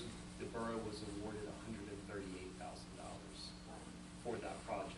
So that was obviously some much needed replacement of equipment as well as adding an amenity for the residents to be able to drop off lawn and leaf waste throughout the year that we will then process. Pretty much the same as we're doing brush, limb collection, and leaf collection. I don't remember, was all that voted on by council? Those items to To make purchase? the application, there was a To resolution. purchase, that was it? Yeah, Okay. well, we didn't make a purchase yet, just to clarify. We just Okay. made a Oh, submission okay. for a grant, that each purchase for the equipment will be voted on just as the, You want to go through co-stars with that? we have to. That all had Okay, to well, be, according to grant, okay. yes. Other than that, if there's any questions, I just wanted to highlight that for a moment. I did want to point out, I attended the Veterans Dinner, and the food was excellent this year. We had flank steak, brisket. Pork. Oh, and pork, yeah, pulled Boy, pork. can this boy Yeah. make a brisket, though. Yeah. No, you're So, right. Happy to help. it was very much appreciated by everybody. A lot of great comments on food. Somebody reported that the building here was on fire, though. I have a question, I don't know where it is, I saw it someplace in tonight's agenda, but ARPA funds, do they need to be spent by the end of the year? Good question. They need to be allocated by the end of the year. Allocated, not Yes. physically Not spent. physically spent. So and we're good there, and we they're are. reported next year. Yes, so we have to report by, I want to say it's April, Obviously. April or March of every year. We have It doesn't to- matter, it's just, it's done. We have to submit the allocation of where we spent the funds. The balance of the borough's ARPA funds have been allocated to the Beatree. If you recall, we were using the balance of that for the Beatree Orway Pump Station stormwater improvements. Well, originally, a lot of the allocation was directed for stormwater infrastructure, which is much needed. Thank you. I knew I saw it someplace. Anything else on the manager's report? I have nothing. Mayor? Not under that, I'll hit EMS and fire, public safety and health a little later, now. Erica, Southern Regional? Yeah, the meeting December 4th, Mike Reardon came, talked about Community Watch, and he's gonna reach out to surrounding municipalities to see if there's an interest. Last week in Stewartstown, there was a gentleman that was a little medicated and had some guns, shooting into the ground at a home. We were able to go and apprehend him. He was brought up on several charges, which you can view on Crime Watch. When you said if you were medicated, meaning? Just said he was on some medication. He had a stolen gun, sawed-off shotgun, ghost gun, drugs, drug paraphernalia. I think there's like seven Yeah, charges. that's what I was looking for. The list was long. He's in jail right now. New Freedom had some teens shooting paintballs. There were 4 to 5 arrests, so our time will probably be a little up this coming month doing that investigation. Some of them are New Freedom residents, some were from surrounding municipalities. And we will have cyber insurance by January of 2025. Chief had done a lot of research on that, and it's finally if we get that completed. It's a report. That's a process. Is there a threshold that they put things out on the Crime Watch? Because, I mean, understandably, whatever happened in Stewartstown is pretty big, but how do they determine what they put out on Crime Watch and what they don't? I'm not sure I understand whatever they. Somebody wanted, somebody caught, that's pretty much it. I understand, but I'm saying, like, other things have happened. You said about kids being arrested because of paintballs, but that wasn't something that got emailed out on the Crime Watch app. Oh, yeah, I'm just wondering, do they I have? don't know what the level is. Okay. No, I'm just curious. I can ask if you'd like. No, I didn't know if there was a threshold or. That'd be nice to know. Yeah. That makes sense, just curious. Yeah.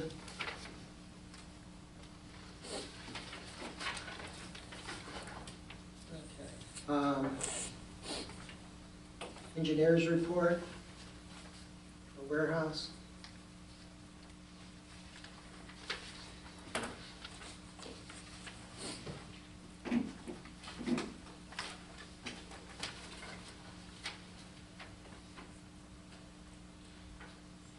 Questions?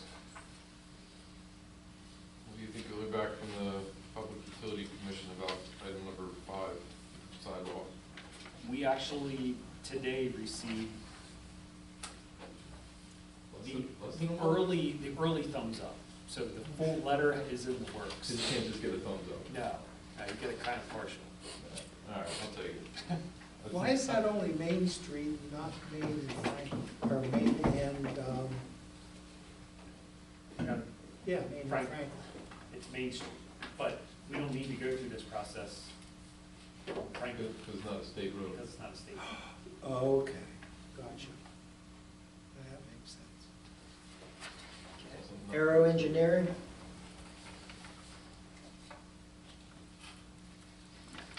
What was the violation, PADEP concerning a violation?